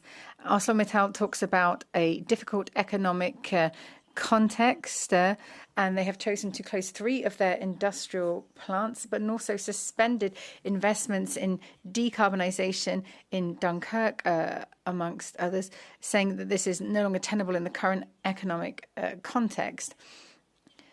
We were told that the European project would bring prosperity, but since the Maastricht Treaty, it shows that Europe is incapable of developing its industry. It doesn't. It can't even safeguard the industry that it has. It is an incompetent technocracy that has too much legislation. There is unfair competition from other countries who are producing in very different environmental and social conditions than what is imposed on the steel industry here. Thank you. Christian Terres. Thank you very much. Christian Terres is next. Mulțumesc, stimați colegi. Acordul Mercosur în forma creată de Thank you, President. The EU-Mercosur agreement, as approved by Ms. von der Leyen, is a real threat to European partners, our food security and security as a whole. So on the one hand, we have the Green Deal policies, which reduce farming area, while at the same time is trying to reduce carbon emissions. This has led to an increase in food prices, pushing a big part of the population into poverty. The Mercosur-EU agreement will open up our market to foodstuffs cultivated in South America. Those foodstuffs don't respect environmental standards applied here in Europe and generate enormous carbon emissions. Trade between the Mercosur agreement, this disastrous agreement, and the Green Deal, our farmers are being destroyed by EU policies. Prices have increased for consumers, and EU consumers will now be obliged to eat food which is killing them. Native producers should be encouraged to produce locally. It's quite wrong that we take such risks with our population's health. We should block the Mercosur agreement. Thank you. The next speaker is Kira Maloli. Thank you, Chair. At one of the busiest times of the year for consumers, I believe it's essential to tell the Commissioner here tonight that euro notes and coins must remain a viable option to purchase goods and pay for services across the EU. A 2022 survey conducted by the European Central Bank found that 59% of consumers use cash at the point of sale. In the same survey, 60% of respondents expressed their preference for maintaining the option of both cash and cashless payments. In the meantime, while digital payments have gained ground, cash remains the most popular method of payments, and there are concerns. Digital payment systems have become more susceptible now to cyber attacks from places like Russia and elsewhere. We've heard the Dutch Central Bank issue a stark warning to the public, urging them to ensure that they have cash on hand for essential transactions. So my message tonight is very simple. We must call on the Commission to ensure that cash legally remains acceptable everywhere. Even in places like Starbucks and Ryanair, who think there can be exceptions in this regard. As policymakers, we must ensure that citizens remain the freedom to choose their preferred method of payment. Mr. President and Commissioner, cash is king, and long may it continue. Merci beaucoup. Thank you, Vicent Marçal. La presidenta von der Leyen... President von der Leyen has just announced the Mercosur agreement as a success. How can you call this a success when it's worsening the lives of most Europeans? And there are just 3 examples that make that plain. First, Mercosur will enable the unlimited entry of fish and seafood, where fishing of these products is being limited here within the EU. How can you limit it here but allow imports from outside? Secondly, the Mercosur agreement will mean that thousands and thousands of tons of rice will come into the EU without any kind of controls, which means that the price of European rice will collapse. And thirdly, this agreement will mean that there are processed products coming into Europe that are already being produced here, which is endangering the jobs of thousands and thousands of workers in the industrial sector. That is why I would call here to speak out against the Mercosur agreement. We need to put a stop to this agreement here in the Parliament and in the streets too. Thank you. Thank you. João Oliveira is the next speaker. Obrigado, Presidente. Em Portugal, o governo PSD-CDS... Thank you very much, President. In Portugal, the right-wing government has decided to limit the access of pregnant women to public hospitals. Here in the European institutions, we're told that Portugal is a good example in the EU. They respect all the budgetary rules, all of the objectives are attained in Portugal, but actually the public hospitals are not available to pregnant women just to respect these EU rules. If we look what's happening in obstetrics, it's happening in other areas too. People aren't being hired. These professions are not being valued. They're exhausting the people that they have left. They're limiting access to public healthcare services. They're sending them to the emergency departments in hospitals. Pressure is being put on these healthcare professionals, which is unbearable. Ladies and gentlemen, public services are essential to guarantee the rights of citizens, and our national healthcare system is absolutely indispensable when it comes to guaranteeing access to healthcare. If we prioritise budgetary rules above all else, it's Portuguese pregnant women that are paying the price. Thank you. Next speaker, please. Liebe Mitmenschen, ich möchte als Vertreter... As a representative of the Party of Progress, I would like to make the most of this opportunity to talk about the new parties in Europe. We all agree that there are too many barriers when it comes to access to elections. This varies from one country to another in Europe. In Czechia, for example, if they collect 1,000 signatures, they can then participate in all elections. In Germany, for every election, they have to go out and collect thousands, tens of thousands of signatures for every election. And all of that has to be done on paper. Democracy needs change.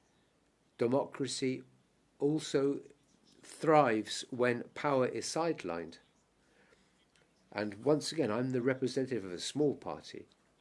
The European Parliament must ensure that everybody has a fair chance in these elections.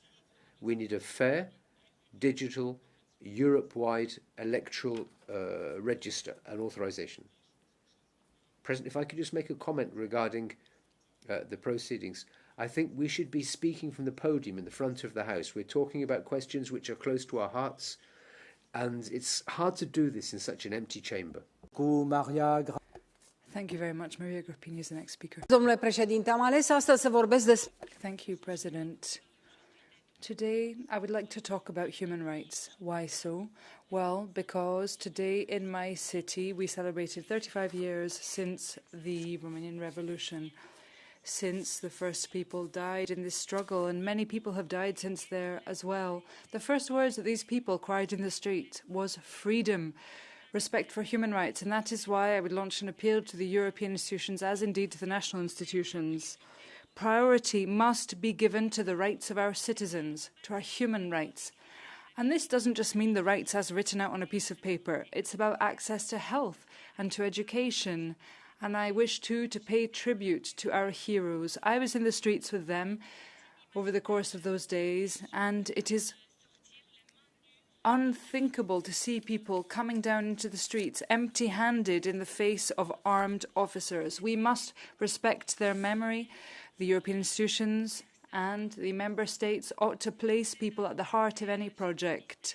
Commissioner, I know that you are with us, and I would call on the European Commission not to get involved with the subsidiarity of the EU member states. The European Parliament ought to keep its distance and ensure that no one is left behind. Thank you. The next speaker on the list is absent. Thierry Mariani is the next speaker. Ici, à Strasbourg ou à... Who here in Strasbourg or Brussels can clearly understand the European Global Gateway project of 300 billion? Well, unsurprisingly, almost nobody. The ambitious goal of 2021 to have a European response to the Silk Road initiative has just led to a lot of confusion, and that is particularly true because the allocation of funds is a mystery. If we look at Chad, for example, there are ambitious infrastructure and transport projects that are supposed to be implemented due to the Global Gateway Programme, which is all well and good. But when we look at the solar farm products in the farms in the 3 large towns in Chad, where we see access to electricity is at 6%, one of the lowest in the world, nothing is clear at all. These projects are considered to be crucial and priority projects, and Jamena should be able to count on these types of projects in Africa, and particularly in Chad. Europe needs to have a clear project that responds to the needs of the population first. This should be our only objective. Thank you. Thank you. The next speaker is Michal Grzazik. Panie Przewodniczący, Szanowni Państwo, program EDIP, który w założeniu ma wzmocnić wspólne...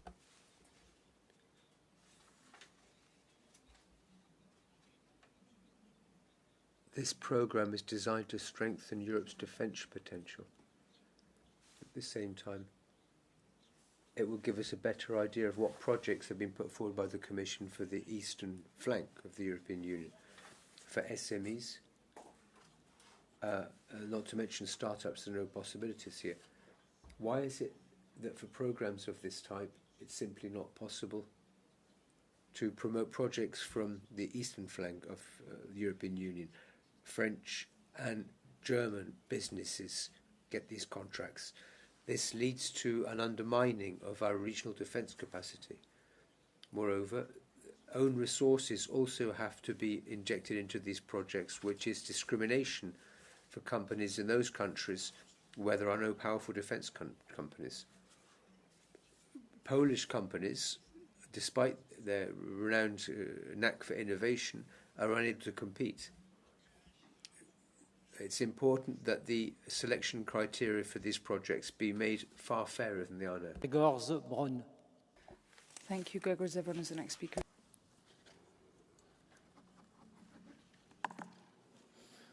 Laudetur Jesus Christus.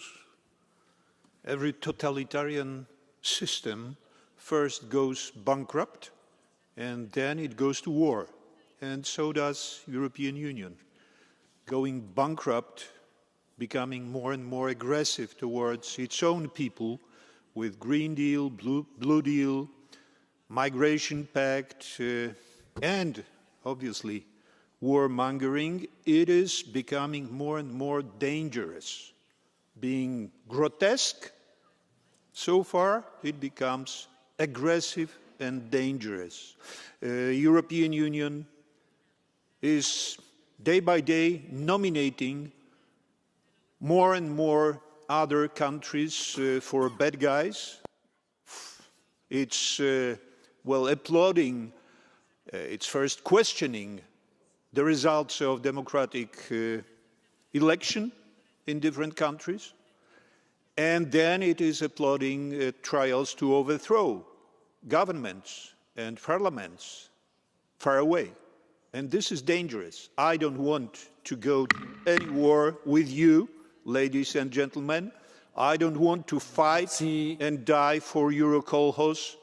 So help me God. Thank you very much. Merci. Sophie Eriksson. Thank you. Sophie Eriksson is the next speaker.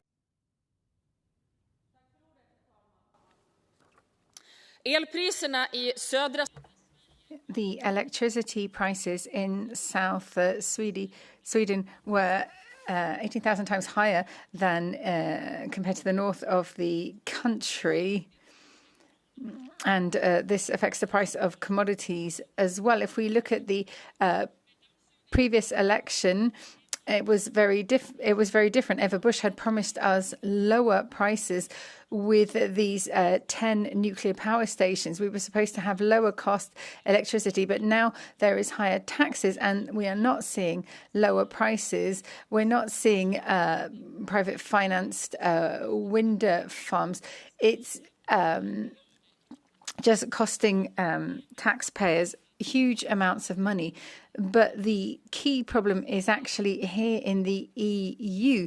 Swedish produces and exports, but then imports at a higher price. The Swedish people will not accept this. All countries need to follow the rules. The green electricity needs to work for citizens. Thank you. Merci beaucoup, cher collègue.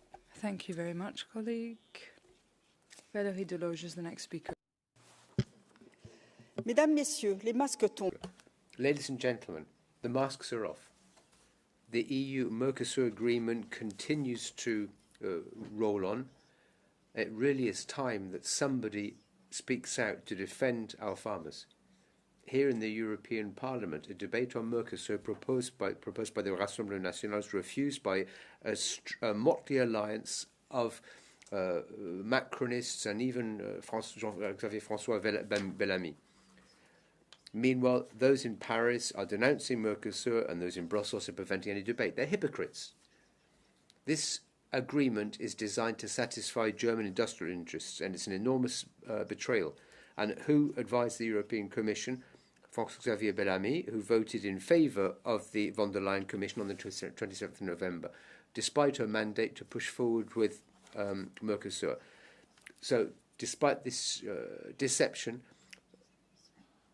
many people continue to support them. We will vote against Mercosur. We will vote against what's been done. Don't allow these weasel words to deceive you. The Rassemblement National will lead this fight to the bitter end.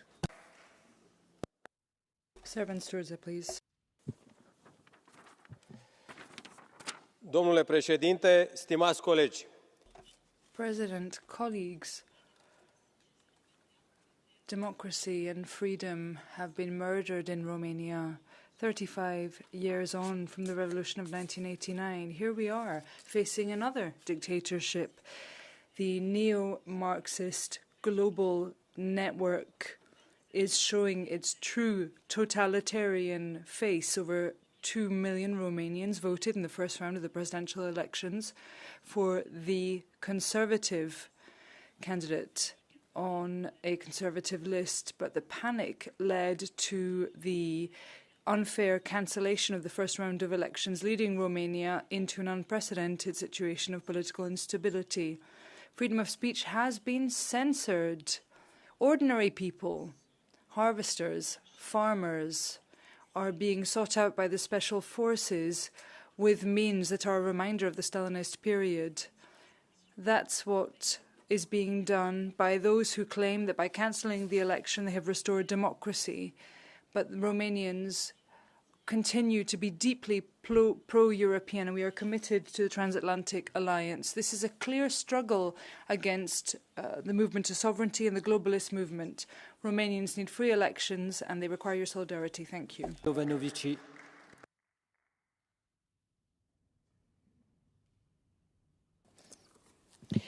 Mulțumesc. La 35 de ani, România 35 years after the Romanian Revolution, Romania finds itself under a dictatorship again. The coup d'etat did not happen on the 6th of December. It actually started in October, where for the first time in history, a candidate to the presidential elections, myself, I would have won in the first round. I was not allowed to participate in the elections. I was banned by the Constitutional Court, banned for opinions and things I said while I was a senator in the Romanian parliament. I was covered by parliamentary immunity. I was considered to be a Euro skeptic, NATO skeptic, and an anti-Semite because I said free Palestine. This coup d'etat led to a cancellation of the elections, and now the powers that be want to stop the mandate of people from my party and Lois Lazaros. We are threatened. with having our parliamentary mandates withdrawn. My children are terrified because of the special forces, and I was threatened with arrest. We need your help. Une fois dépassé votre temps de parole. I've cut you off because once again you exceeded your speaking time. Com a reabertura de Notre Dame, testemunhamos.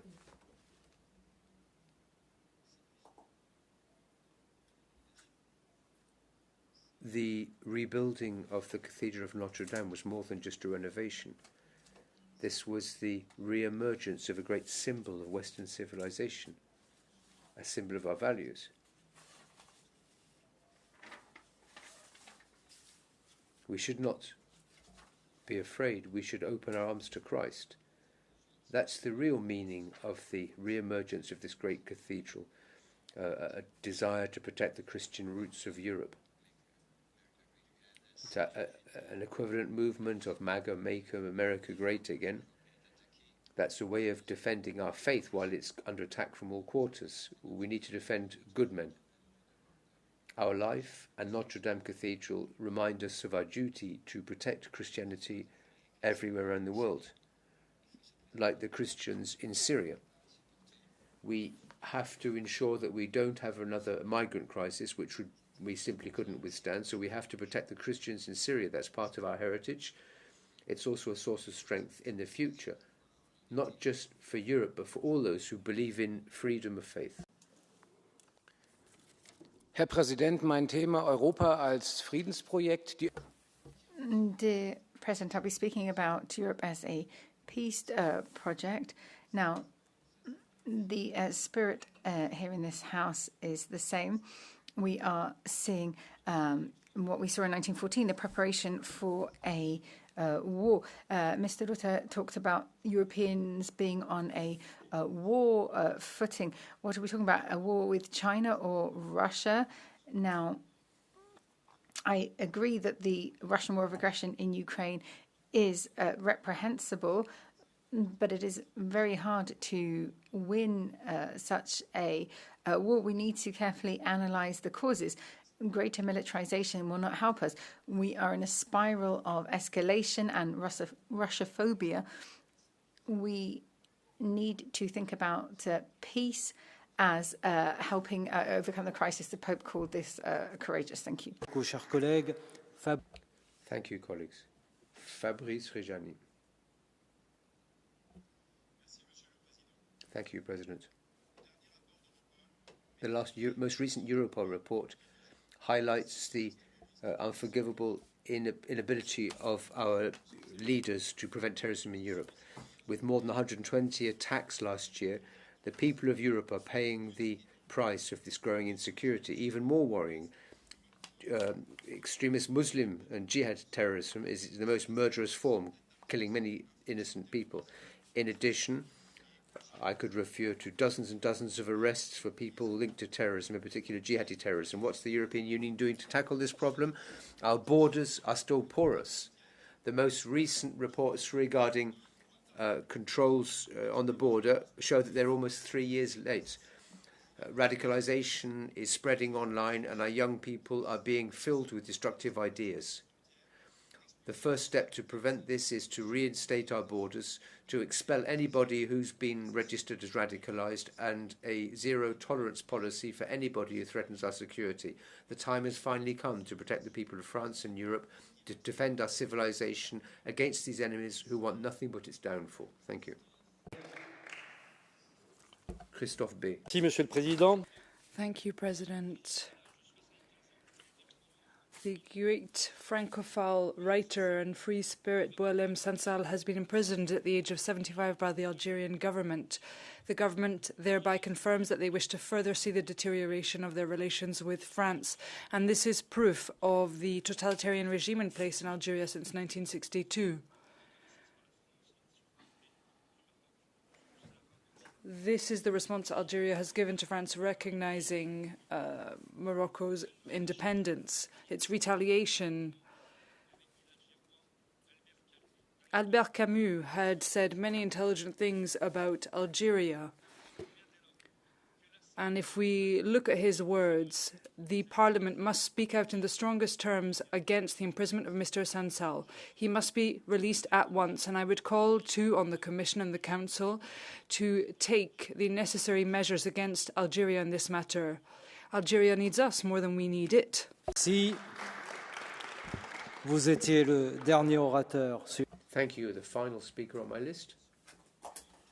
That's to say my list for 1-minute speeches. The next sitting will be tomorrow, Tuesday, the 17th of December, starting at 9. The agenda has been published and can be consulted on the European Parliament website. The proceedings for today's sitting will be put to the Parliament for its approval at the beginning of the afternoon tomorrow. The sitting stands adjourned.